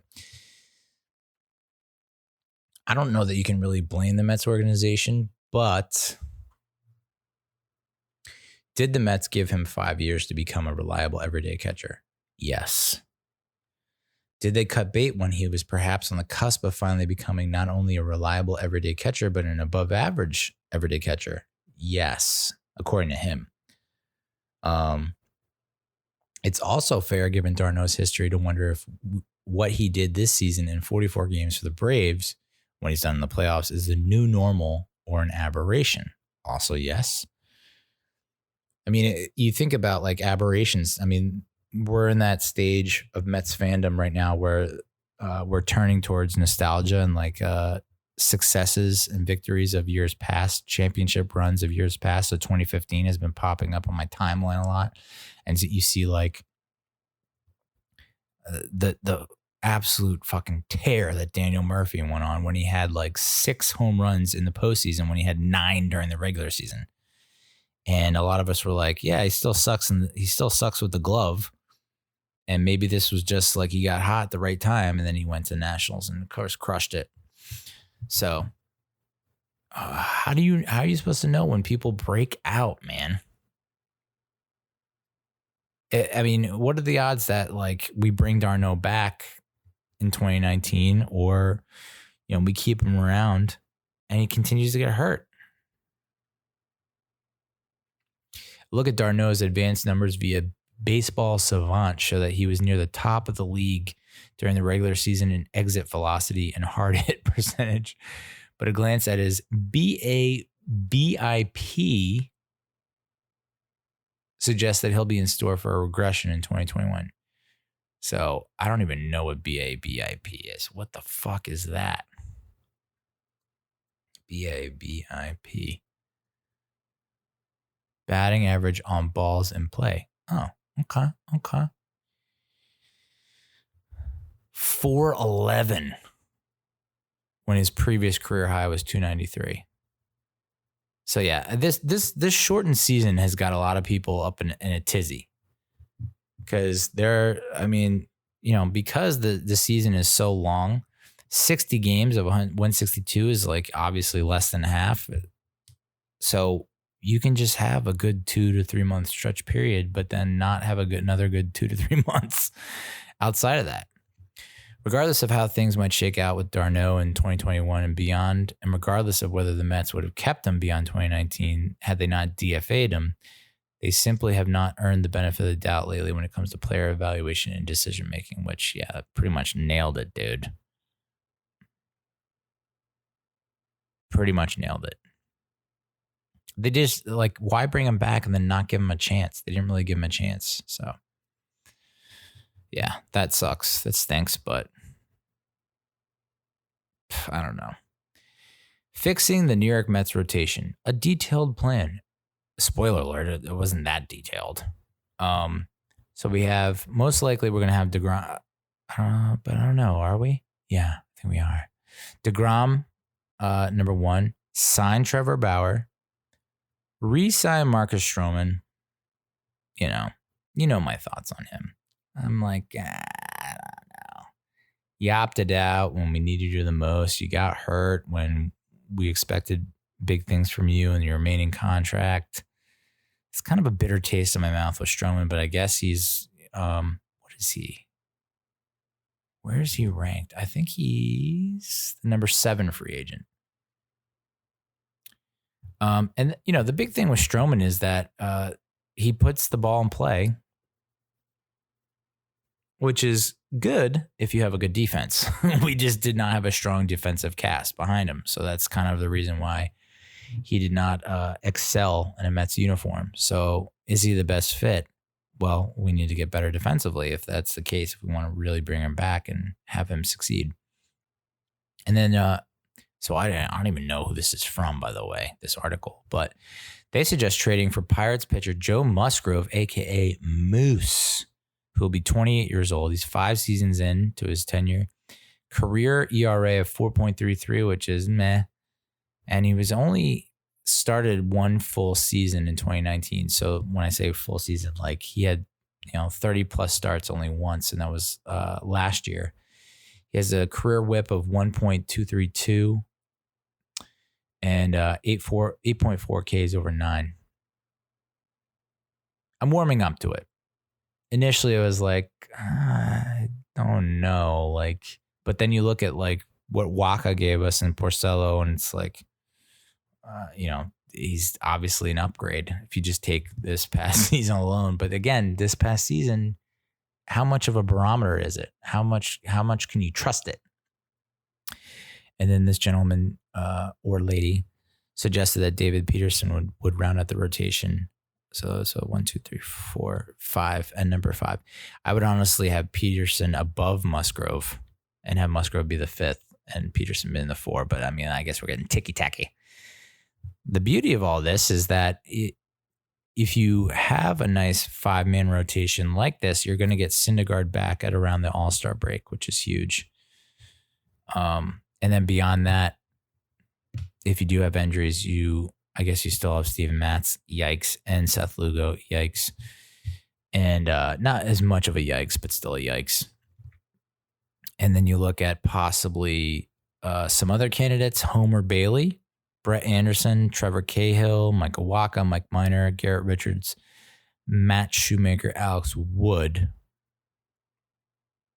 Of those names, I think Homer Bailey is the one that sticks out at me. Jacob Resnick tweeted that the top free agent starting pitchers by 2024. Trevor Bauer at 2.5 and Rick Porcello at 1.7. What the fuck is FWAR, dude? So many weird baseball stats. Fangraph's calculation of WAR. Wins above replacement player. For instance, FWAR uses FIP in determining pitcher WAR. Sure, dude, whatever. That still does not make any sense that Porcello was number 2. What do we do with Dominic Smith? Great question. We've been asking it for years now. Do we put him at DH? If that DH rule is extended, I hope it is. Or do we place him at first base? TLDR, too long did not read. He's a better defensive first baseman than Alonso. He's still not a Gold Glove first baseman, but Alonso is pretty brutal at this point. Although I do like the way he stretches for the ball. That's always been, it's kind of kinky. It's kind of erotic, you guys. Very sensual. But I'd rather have Dominic Smith at first than Pete Alonso. Just have Pete get up there with his big old bat, swing the lumber. Here are 5 free agents the Mets and Yankees could fight over during the 2020 MLB offseason. This is also from Danny Abriano, SNY. The number 1 ranked free agent by MLB.com, obviously JT Realmuto, who we talked about. Price tag kind of scares me off. Trevor Bauer, who we talked about, is the number 2 ranked free agent. This is what kind of, Jesus Christ, we've been talking about, does Cohen have the potential to land the top 3 free agents ranked? If he does, that's a coup. Holy smokes. But I would be good with 2 of the 3. Don't mean to sound greedy.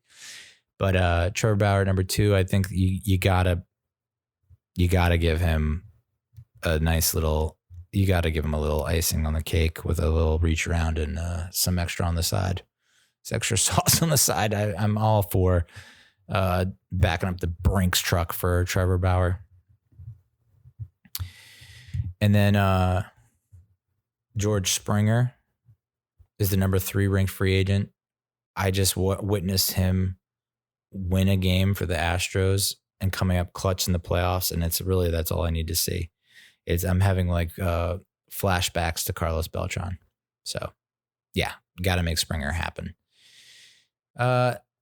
Masahiro Tanaka from the Yankees. He's 32 years old. He's had a partial UCL tear in his throwing elbow, but that's been a known issue since mid-2014 and hasn't made him miss significant time, but it still does not make me feel good about him. So, yeah, the Yankees want him. You can have him. I don't know that I'm really head over heels for Masahiro Tanaka. Tanaka Tuesday, though. I don't mind that. Tejan Walker. I hope I'm pronouncing that right. Probably not. Tejuan Walker. He's the 14th ranked free agent by MLB.com. Right-hander from the Blue Jays, age 28. Career ERA of 3.84 with a career whip of 1.246 and averages around 8 Ks per 9. I don't hate it. I don't know that he's had a ton of... Maybe this is a situation where he's getting into the Zach Wheeler, Jacob deGrom mode where he's aging like a fine wine. I don't mind kicking the tires on him. And then in terms of the remaining top free agents that the Mets should pursue, of course, you have Stroman as number 7. Liam Hendricks, which we've mentioned in a previous episode, he's the A's closer. He's ranked as the number 9 top free agent. Over the last 2 seasons, he has, as of this writing, came out in September. So a 1.69 ERA and a 0.92 whip with a 6.1 K to walk ratio, which those are some very tantalizing numbers.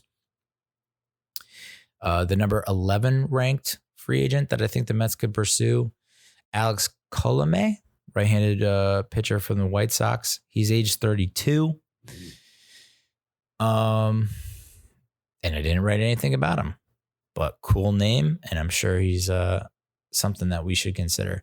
Here's one that is interesting.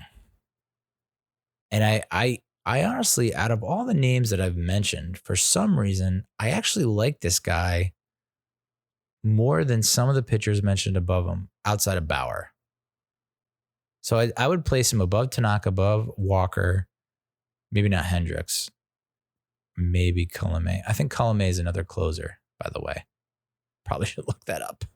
Let me look that up real quick because I gypped you guys on that one. That's on me. Hand up. All right, Alex Colomé, one-time All-Star. He's going to be 32. Used to pitch for the Rays. He led the league in saves in 2017 with 47. Not bad. He had 30 saves last year with the White Sox. Nothing to turn your nose up to. With a career whip of 1.177, averages around 8 Ks per 9. Career ERA of less than 3. I mean, I don't mind that. I don't mind that in our bullpen. But this is the guy that I really, I don't know why, but I just like having someone like this in the rotation, towards the lower end of the rotation, but just someone that you don't have to worry about, that will just show up. The best ability is availability, and this guy's the definition of availability. Jose Quintana, left-handed pitcher for the Cubs. I think he used to pitch for the White Sox. He's age 32. He has started 30 or more games in 7 of 9 seasons. He has a career ERA of 3.73. But, you know, I'm not going to lie to you guys. NGL increased. The ERA increased steadily to like around 4.5 since his All-Star season in 2016. He's had 4 there was a stretch of 4 consecutive seasons where he pitched over 200 innings. So he averaged around 6 innings a start, more than 6 innings per start, but now it's closer to 5.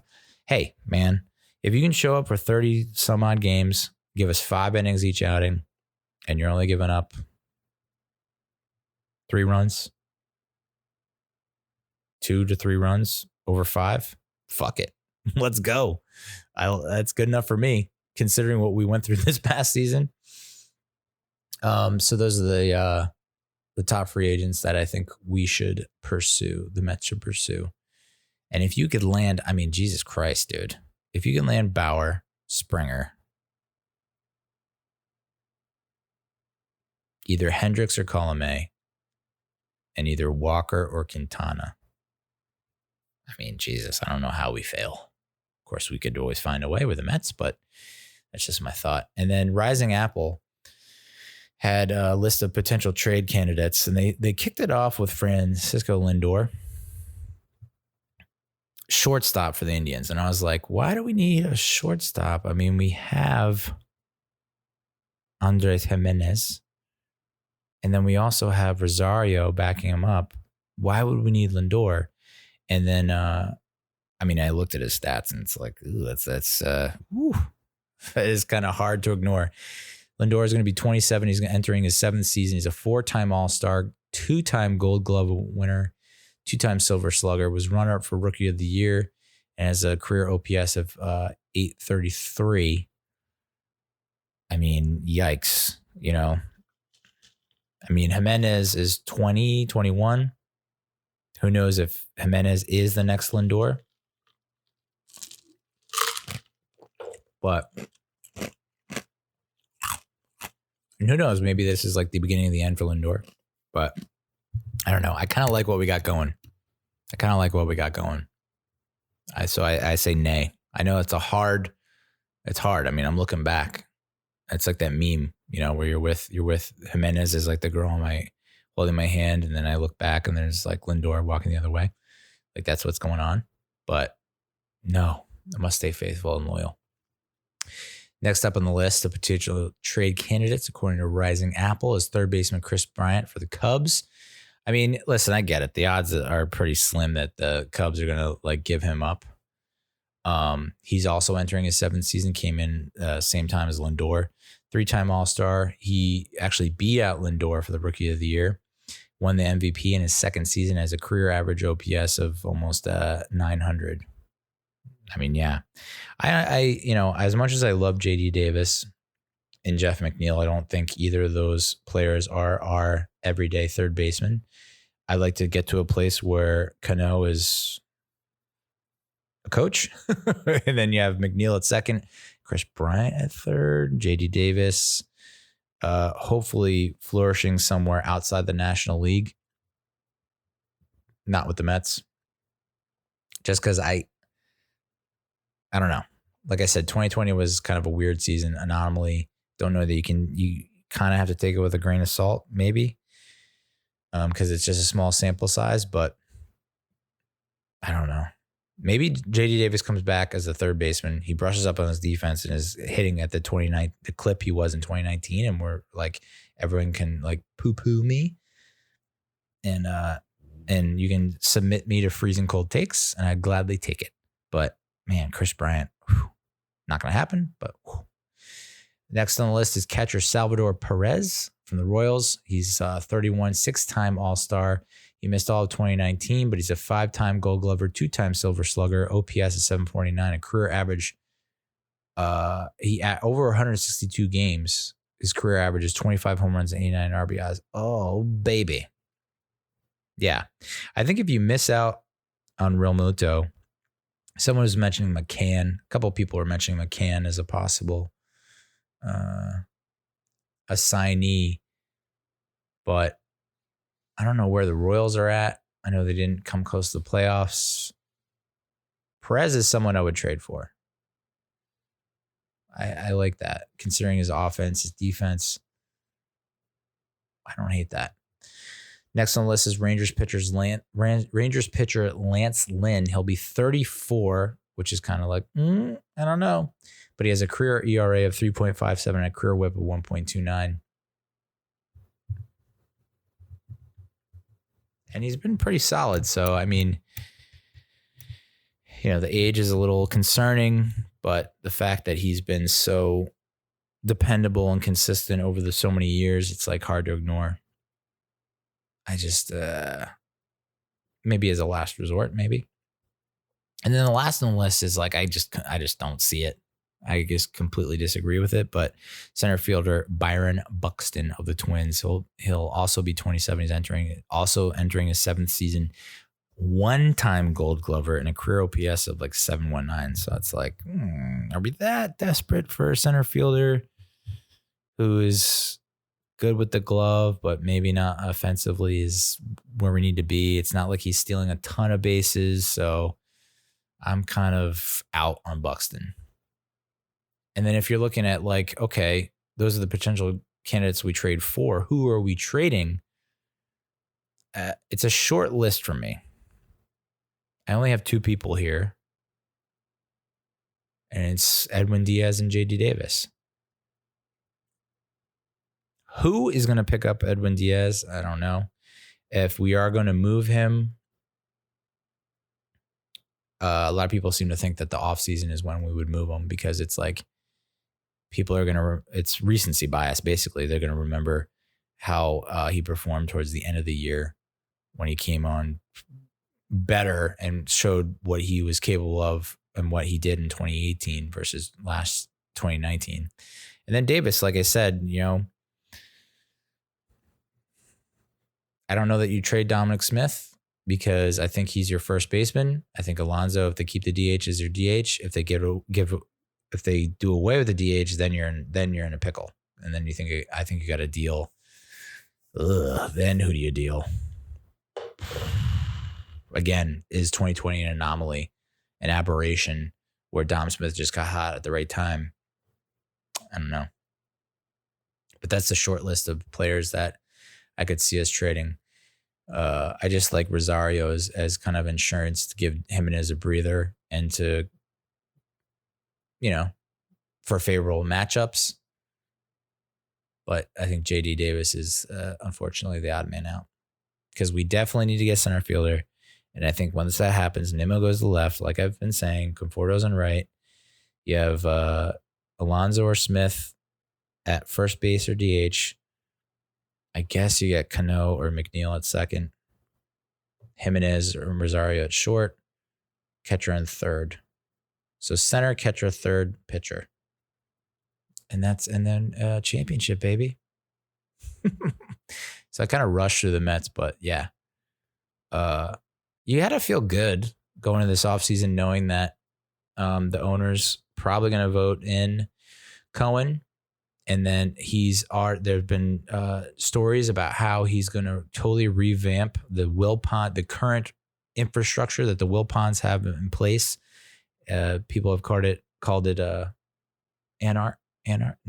oh my God, archaic. Jesus, I got like Antarctica on the brain.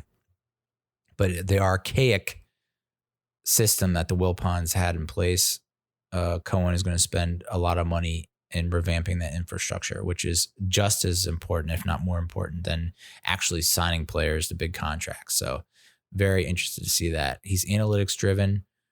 So hopefully bulking up the analytics side. But also I've heard that the Billy Owens is the favorite as the GM, who's more of a player development guy. So I'm all for balance, you know? You can't just have numbers and throw numbers at people's faces. You need to be able to develop players as well. So a healthy balance would be great. And I'm getting a little wee. I like it.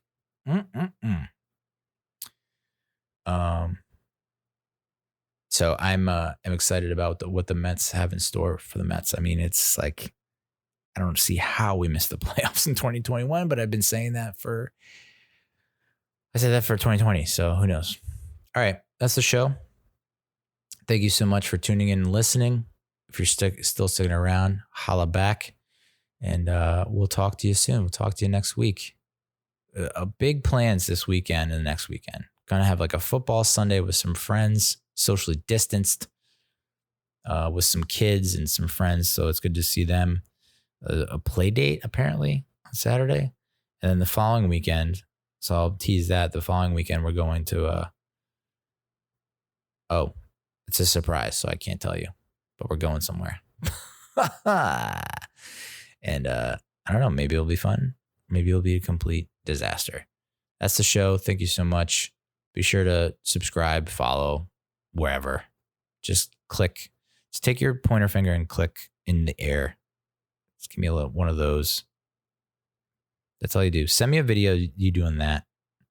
And that's probably will feel better to me than any numbers that I can see. And all right, let's get the fuck out of here. Adios, muchachos.